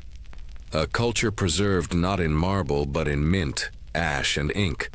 And as the scribes return to their scrolls, murmuring measurements and murmured blessings, you feel a strange pride on their behalf. They didn't just write the formulas. They wrote the soul of the smile. The sun is lowering now, casting long golden shadows across the stone fields and faded gardens of the necropolis. The air feels heavier out here, not with heat, but with silence. You walk slowly, each footstep muffled by the dry earth. You've arrived at the tomb of Pharaoh Menseru, one of the lesser-known kings, yet oddly famous for one specific thing: his smile. The stories say he was buried with a grin so perfect, so bright, so defiantly white, that even the embalmers remarked it was the most royal thing in the tomb. You're about to find out if that's true. You're guided by a temple archivist into the antechamber, torchlight flickering against walls etched with hieroglyphs, not of battles or offerings, but of mouths. Yes, mouths. One panel shows the pharaoh, cleansing his teeth in the morning sun. Another shows him blessing a bowl of paste. And on the final wall, there it is. Menseru, arms outstretched to the heavens, mouth wide in a beam of light. The gods surround him, all visibly impressed. You suppress a laugh. That's dramatic, The archivist nods. He believed his smile would carry his name across time. You descend into the tomb chamber proper, cool, still, fragrant with cedar and dried myrrh. The sarcophagus lies open, and the linen-wrapped figure within is mostly intact. And yes, his face is visible, and yes, he is grinning. His teeth, though dulled with age and dust, are shockingly well preserved. Smooth, even, carefully painted with a faint golden glaze. Not natural, but symbolic. His final presentation to eternity. You step closer. There's no rot, no cracking, just precision. Legend says his final wish, the archivist whispers, was to smile through the judgment of Osiris. Apparently, he didn't just prepare for the weighing of the heart, he prepared for the moment before it, when he'd speak his 42 declarations of innocence, and he wanted the gods to believe him the moment he opened his mouth. That required confidence, and maybe some resin-sealed molars. Nearby, a scroll details the ritual used before burial. A rinse of honeyed date wine, a coating of cedar oil infused with mint, a polishing with soft cloth dipped in pearl ash, and finally, a fine brushstroke. Of gold dust paint across the front row, the scroll ends with a line, "Let the gods see his truth in the gleam." Was it excessive? Absolutely. But then again, this was a pharaoh. His smile wasn't just cosmetic, it was political, divine, eternal. Servant statue near the foot of the tomb holds a small jar labeled in glyphs, Pharaoh's final blend. Inside is a hardened nugget of ancient paste. You sniff it cautiously. Faint mint, faint musk, a trace of ambition. Above on the tomb wall, a short prayer is carved. May his voice reach the reeds, may his lips speak clean, may his grin never dim beneath the stars. You sit for a moment in the silence, staring at that not-so-humble royal smile. He may not have built the tallest pyramid, he may not have conquered distant lands, but he knew what he wanted remembered. And the gods? Well, maybe they were impressed, too. As you rise and step back into the fading day, you catch your reflection in a polished offering basin, and you smile, not perfect, not gold, but honest. And that perhaps is enough. The desert night is cool and quiet as you follow a lantern-lit path through a narrow cluster of mud brick homes. Children are asleep. The ovens have gone cold. But from one doorway spills the soft flicker of lamplight, and the unmistakable mutter of an old woman deep in storytelling mode. You peek in. She sits cross-legged on a cushion, hands wrapped around a steaming bowl of fennel broth. Two small children cling to her sides, eyes wide. Her voice is low and raspy. They live inside your teeth, she says, coiled up like little snakes. You freeze. They wait until you lie or eat too many sweets, or speak the names of the gods without rinsing. She continues. And then, she clicks her tongue dramatically, they wake up and gnaw your bones. The kids shudder. One clutches his cheek. You've just stumbled into one of ancient Egypt's most persistent myths. The tale of the tooth worms. They weren't metaphorical.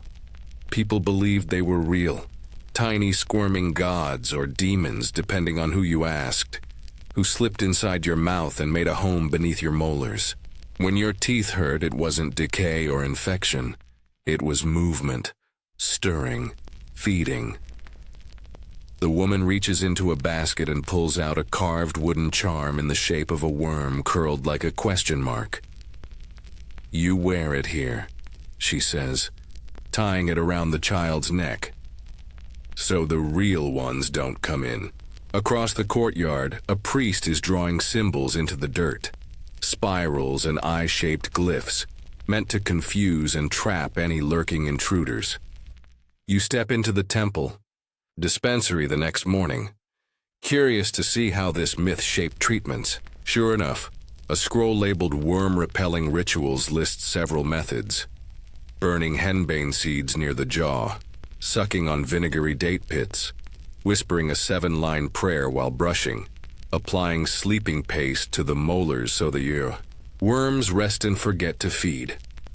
One healer demonstrates the latter, spreading a thick, bitter-smelling black salve on a patient's gums while muttering, "Worm of Seth, curl and sleep. Let your hunger turn to dust." You ask gently whether they really believe in the worms. The healer shrugs. "I believe people hurt, and if the worm explains it, we treat the worm. That logic holds. It's not so different from calling a headache a storm in your skull." One scribe recounts a case where a merchant was fined for harboring worms. He had breath so foul, the market priest declared it spiritually unsafe. The man was made to fast, chew 5 sticks of mint daily, and carry a toothworm charm for 3 months. Ironically, the scribe says, his pain went away, probably due to rest and clove paste. Probably. You pass a stall where tiny amulets, shaped like molars, are sold, each etched with a line meant to lock the worm inside forever. Children wear them with pride. Adults out of caution. Some households even leave an offering at the doorstep during full moons. A bowl of milk and ground salt, placed to lure any wandering tooth spirits away from their children's mouths.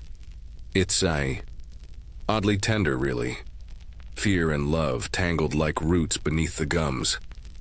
As night returns, you lie under a woven blanket, the stars bright above you, and your own mouth suddenly very aware of itself. Every throb, every twitch feels suspicious. Is that pressure? You whisper a short verse under your breath. Little God, rest now. I have brushed, I have prayed, I have nothing sweet left to give. You smile faintly in the dark, just a little, not too wide. The sun is barely up when you hear it. Raised voices echoing through the stone halls of the inner temple, sharp as obsidian and twice as brittle. You follow the sound through an incense-laced corridor, past early morning supplicants and a very confused goat tethered near the steps.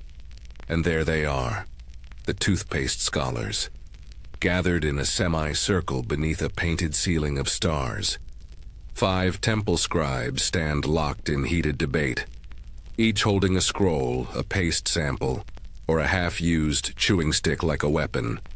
One bangs his stylus against a jar.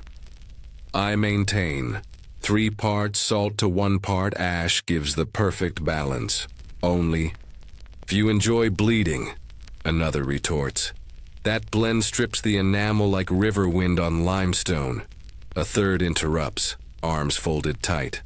All of you are ignoring flavor stability. If the paste can't survive a week of Nile humidity, what good is it? You glance at a nearby servant who leans in and whispers, "They've been at this for hours." Apparently, this isn't unusual. The temple keeps a rotating council of oral purity scribes, tasked with refining the formulas used by priests, nobility, and anyone wealthy enough to request a personal blend. They write the recipes, test new ingredients, and argue constantly. Today's session, the great fennel dispute. Fennel keeps the breath fresh for longer, shouts a younger scribe holding up a pouch, and it strengthens the root. No, hisses the eldest among them. It weakens the heat of the mint. Fennel is cowardice in powder form. A gasp. Someone dramatically drops a mortar. A neutral mediator steps forward, gesturing to the offering table. Let the mixtures speak. They bring out 3 test bowls, 1 bright green, 1 dull gray, and 1 suspiciously brown. You're handed a frayed reed brush and asked, very seriously, to participate. You hesitate, then dip into the green paste. Cool, minty, smooth. Slight burn that wakes your brain. Next, the gray, chalky, salty. You taste ghost of bone. One scribe nods in satisfaction. Finally, the brown, it tastes like betrayal. You cough politely. The scribes argue for another hour, citing scrolls, mouth diagrams, and even dreams allegedly sent by Thoth himself. One insists that all proper paste must begin with a blessing over a bowl of water collected at dawn. Another claims the best blends come from north-facing mortars. The cold keeps the oils honest.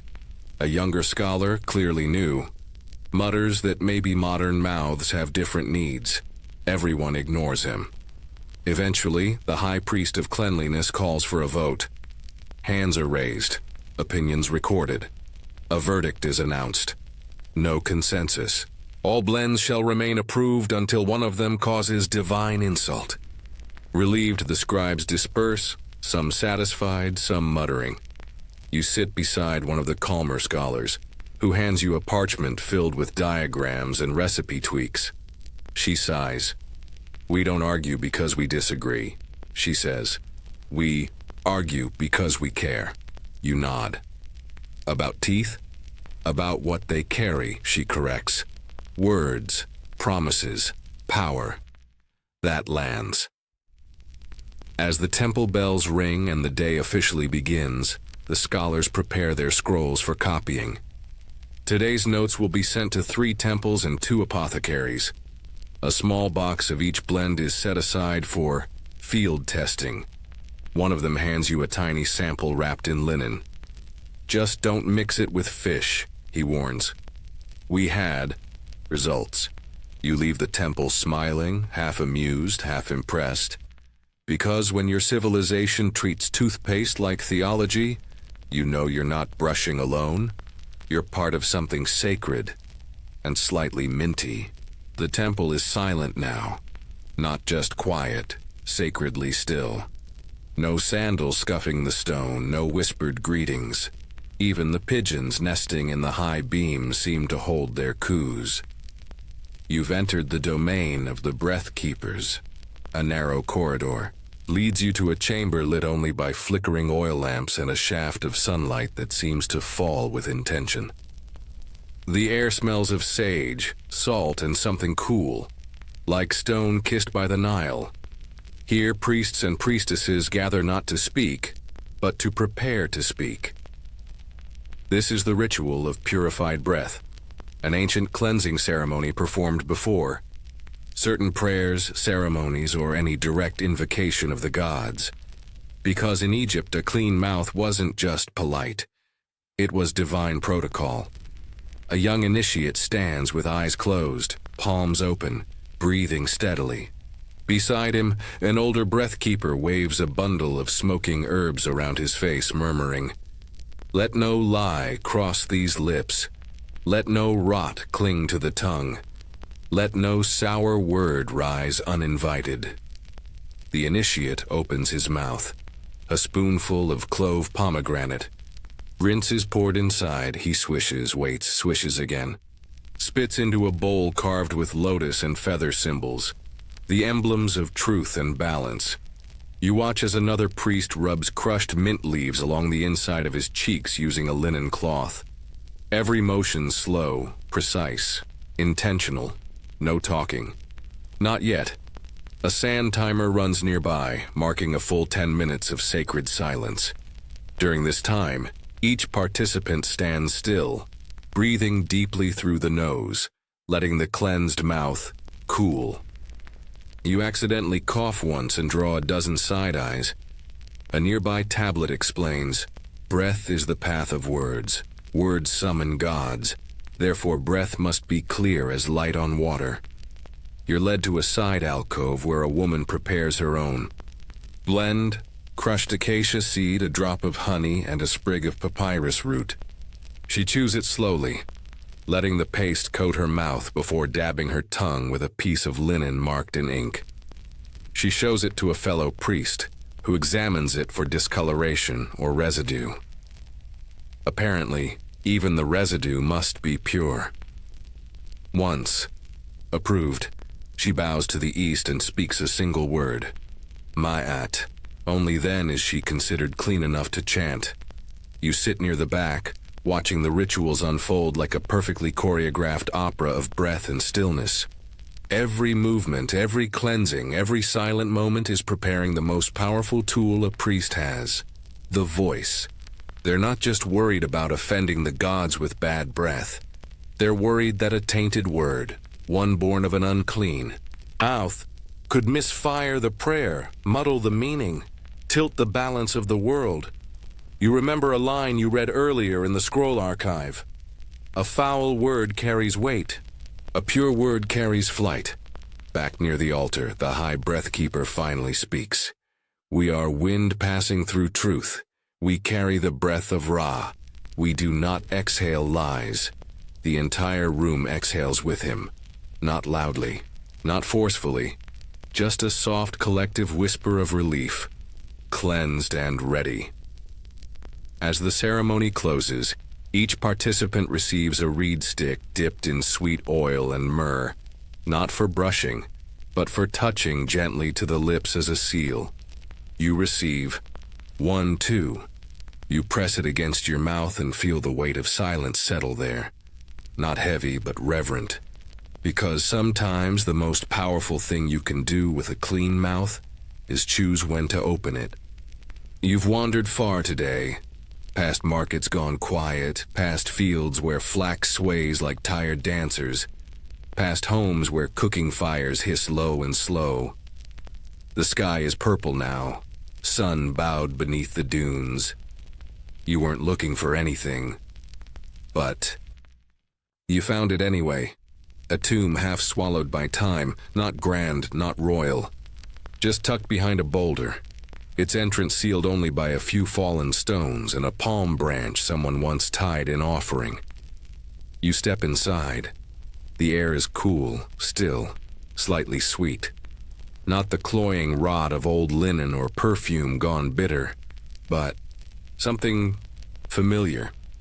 Your torch flickers along the walls, painted modestly, hieroglyphs chipped but legible. A name, Satahem, which a carved note beneath translates as healer of teeth, preserver of mouths, friend of mint.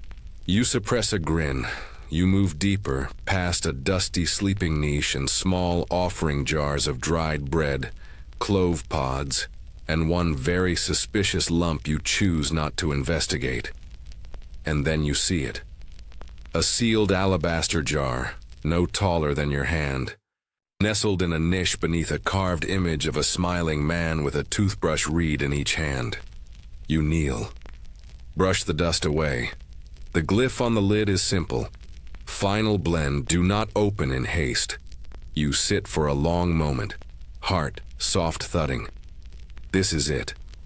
The last known jar of ancient Egyptian toothpaste. Untouched for, what, 2,000 years? Your fingers itch. Your curiosity burns.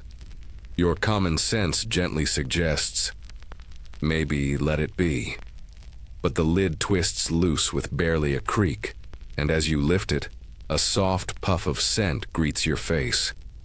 Dry mint. A trace of resin. Something warm. Faint.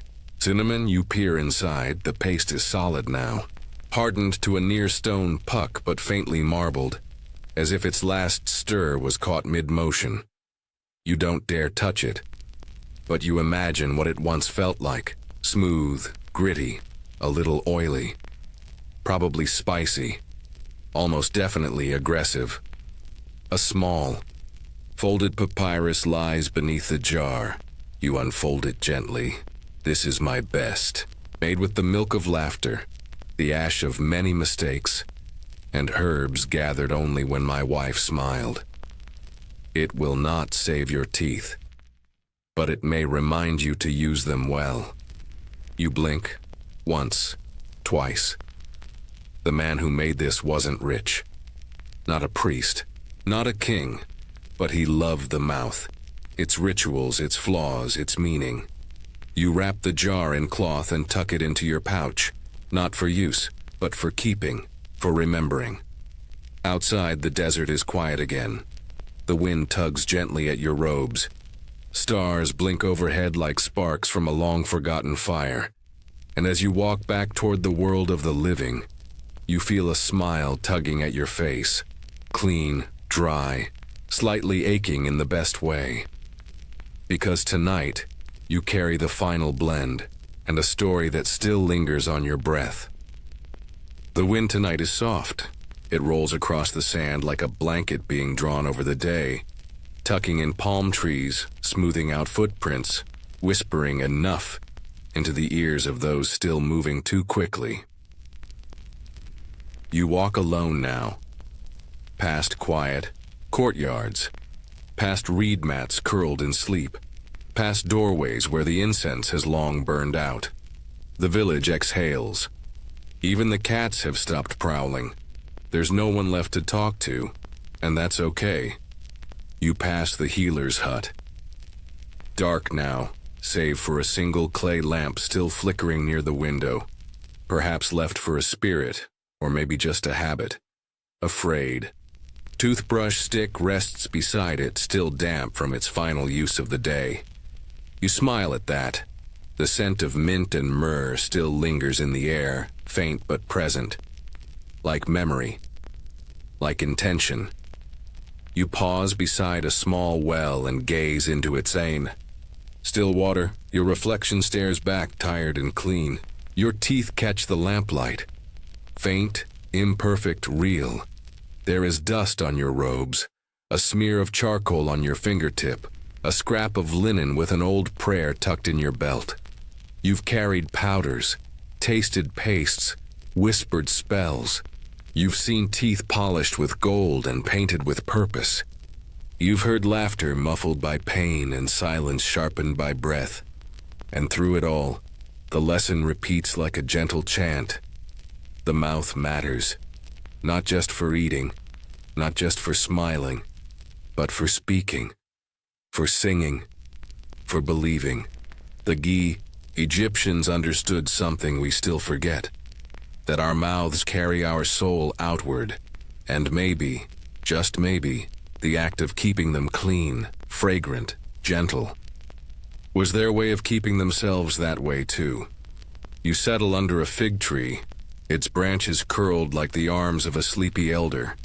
The earth beneath you is warm from the day, cool from the air, just right. You press a reed stick lightly to your lips, not for brushing, just for peace. You exhale. Somewhere, a breeze lifts the corner of an old papyrus scroll and then sets it gently down again. As if the story has finished itself. The gods are asleep now, the worms are still, the scribes have capped their ink, and all that's left is quiet and the hum of history. A hush in your chest, a weightless kind of clean. Your jaw unclenches, your eyes grow heavy, your breath finally feels sacred.